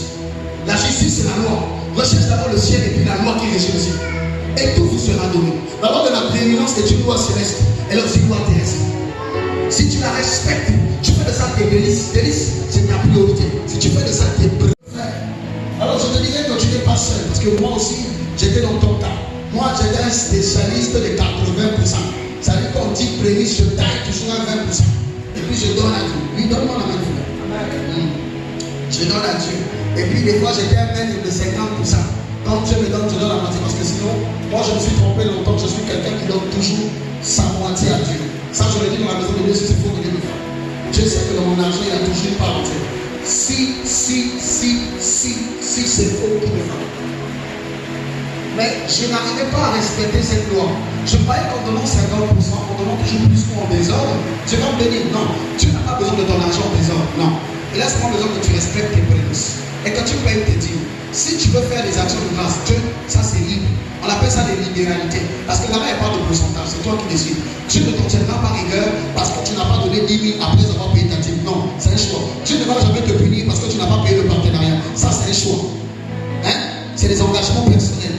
Ta priorité, c'est d'abord tes prémices. Sinon, tes dîmes ne servent à rien. Quelqu'un qui paye les dîmes à l'église, mais qui n'a jamais payé sa prémisse. Et quand quelqu'un qui investit l'argent à la Nicodème, il n'a pas un compte. Qui prend son argent? La caissière. C'est là où tu te plains, Dieu. Mes finances ne marchent pas. J'avais donné pour les chaises. J'avais donné pour construire. Mais dis, l'église, c'est comme ça. Soit pasteur, que le gouvernement, soit tant que. Non, tant que les pasteurs, des fois, quelqu'un pour eux. Mais pourquoi ça ne marche pas? Tu as acheté sans avoir un compte. Est-ce que vous comprenez cette vérité maintenant? Encore là, Dieu ne nous punit pas parce que vous n'étiez pas informés. Vous n'étiez pas informés, Dieu tiendra compte de ton ignorance. C'est pour ça que Dieu ne te condamne pas. Mais dès que j'ai prêché aujourd'hui, Dieu ne t'épargnera plus. Parce que Dieu sait que tu as entendu. Et celui qui a appris en vaut deux. Chaque prédication est une instruction, donc un avertissement. Et si tu as été averti ce matin, c'est que tu viens de voir ce matin ton jugement. Pardonne-moi, mais ce n'est pas moi qui ai voulu, c'est Dieu qui a voulu que je te fasse moi ça. Accorde moi le Seigneur, même si c'est pas ça. Alors qu'est-ce que je vais faire? Ce que tu as fait à partir de maintenant, tu vas dans la maison, tu vas prendre une enveloppe vide. Et tu vas écrire offrande d'expiation. C'est l'offrande qui était donnée à l'église quand quelqu'un transgressait la loi de Dieu de façon volontaire ou involontaire. Un péché n'est pas seulement celui que tu as accompli. Voilà pourquoi nous prions, disons Seigneur, pardonne nos offenses volontaires et involontaires. Parce qu'il y a même des péchés que nous faisons sans qu'on se rende compte. Quand tu es mal habillé, tu es une sœur, tu as toujours des dîmes bizarres, sexy. Et des fois, tes dîmes, en question, tu sais que tu as des rondeurs. Mais c'est comme si toi, tes rondeurs, c'est ton moyen d'attirer. C'est comme tes femmes. Et puis c'est là où des fois, tu as des dîmes déchirées de façon bizarre. Et puis il y a un frère qui te regarde, et puis il plane dans ça. Bizarrement, il n'a même pas une pensée d'aller loin avec toi, il a une pensée qui est attirée par ce qu'il a vu. Oui.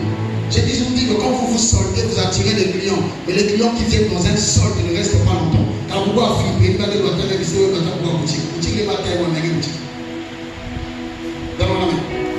C'est une des lois du mariage, quand vous le comprenez, vous direz dans vos foyers. Quand quelqu'un te regarde, quelle est l'envie que tu lui donnes? L'envie que tu lui donnes détermine ce qu'il fera avec toi. C'est pour ça que les mariages musulmans durent plus longtemps que les mariages chrétiens. Parce qu'ils ne sont pas attirés par le physique ni parce qu'ils voient. Ils sont attirés par le caractère, ce qui garde plus longtemps quelqu'un. Les mariages chrétiens sont attirés par le teint, par la beauté, par les mises en forme, et ensuite par le maquillage. Et c'est là où même quand elle dort la nuit et que le fond de teint couvre le matin, tu as l'impression d'avoir dormi avec votre grand-mère. Donne-moi la main, je parle avec elle. Sois vrai, sois vrai, sois vrai, sois vrai, sois vrai, sois vrai. Tu as pas. Arrête les élites, tu as pas. Donne-moi la main. Donne-moi la main bien. Donne-moi très bien. Ok. J'ai eu expiation. Expiation, c'est une forme de confession, des temps d'ignorance. Et tu mets le montant de ton choix dedans. Tu fermes ça. Amen. Le mardi, on a culte de prière, c'est ça? C'est ça. On se retrouve ici mardi. Tu viens avec ton offrande. Et tu offres ça à Dieu. À partir du mois prochain, si Dieu te bénit, paye tes même maintenant à réfléchir comment tu vas vivre le mois de décembre. Et mets déjà à part le prochain mois qui t'arrive. De peur qu'en 2024, en faisant la même bêtise que tu représentes, que tu reproches tes finances à personne. Pendant que je me dis à quelqu'un au fond de cœur qui dit, c'est toi qui vas payer ma maison. Je sais pas s'il y a quelqu'un, tu es le premier à devoir la maison. Non. Quelqu'un se dit comment je vais faire pour partir. Mon fils a eu un travail, il va travailler, il a un salaire. On l'a pas encore payé, on le paiera à la fin du mois. Mais comment il fait pour partir? Et il ne comprendra jamais comment il fera de tous les 30 jours du sera au boulot. Mais il n'a pas de travail. Mais c'est quand son salaire va arriver qu'il va se demander comment faire pour le deuxième mois. N'est-ce pas, c'est la sorcellerie? Comment il a fait pour le premier mois? My God, acclame le Seigneur, c'est fort. C'est fort la gloire. Il ne pas au boulot tous les jours, il n'a pas de salaire, il n'a pas de travail, on ne le paye pas. Il n'a pas de salaire à la fin du mois, mais il veut s'aller quand même à partir au travail puis il revient. Mais c'est quand il va être devant les prémices qu'il va réfléchir pour dire comment je vais faire pour partir au deuxième mois. Pose la question, il va comment il a fait pour aller au premier mois. Et il ira tous les jours.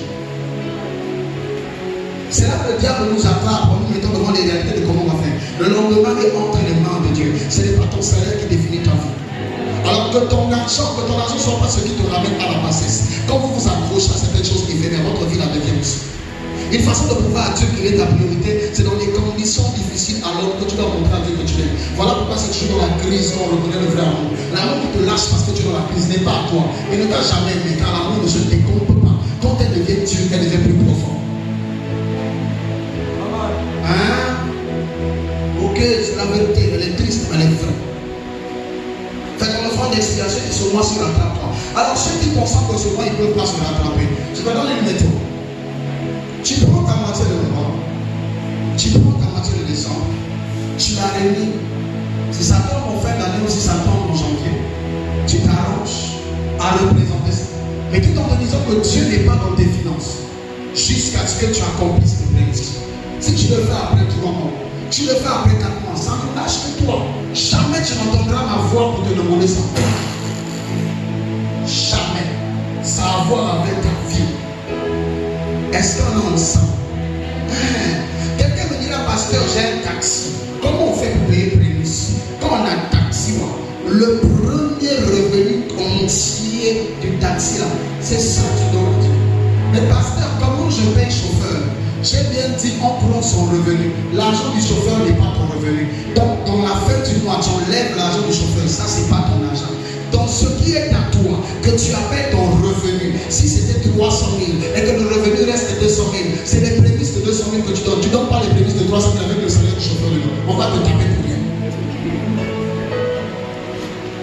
Quelqu'un a compris? J'ai une petite carte de pasteur, mais je n'ai pas de bénéfices mensuels. C'est par semaine que je calcule les bénéfices. Alors qu'est-ce que je fais? Ça veut dire à chaque semaine, la première semaine, en intégralité, je prendrai cela, je donnerai à Dieu. Et la deuxième semaine est à moi.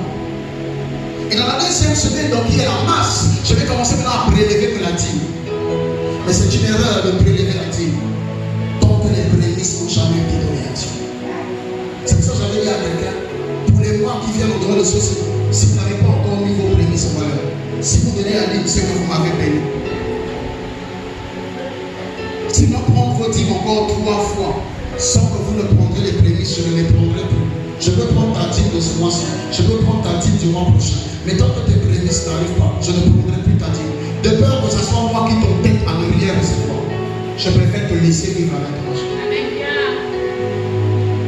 Je préfère te laisser vivre avec ton argent. Est-ce qu'on est ensemble? Quelqu'un a compris de quoi il s'agit? Fais le Dieu ta priorité.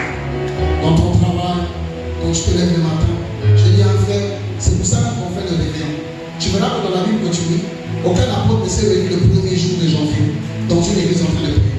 Aucun apôtre n'est allé à l'église le 31 décembre. Et puis ils ont prié de minuit à 5 heures. C'est pas biblique. Mais pourquoi on vient ici à l'église le 31 décembre? On vient le 31 décembre pour donner les premières heures de l'année à Dieu. En fait, le 1er janvier n'est pas le jour où tu vas rentrer sous. Non, le 1er janvier est le premier jour que tu donnes à Dieu. Mais vous savez ce qui est bizarre avec vous? Vous savez le 1er janvier la vérité de votre année. De minuit à 6 heures, en grâce, on prie. Hein? Papa Jean, on prie. À 7 heures, on sort. On arrive à la maison. On est déjà dans le magie. des maîtres qui ont le marché depuis 20 heures avant d'aller à l'église. Et quand on boit d'abord les 2 premières bières pour descendre dans la prière, casser le stress, on dort. Et on se réveille généralement vers 12h, 13h. Et puis là, on commence à allumer le feu. Il y a des choses qui se passent, le poulet passe, le sac passe, l'haricot passe. Même ce jour-là, tu ne te souviens pas de la veuve et de l'enfant, et puis ton portail, tu as très bien serré. Et puis quand tu commences à manger, c'est le jour où tu pêches même plus. Parce que tu ne t'arrêtes pas à la maison. On dit fête familiale. Dis-moi, qu'est-ce que tu fais dans un véhicule? On a dit fête familiale.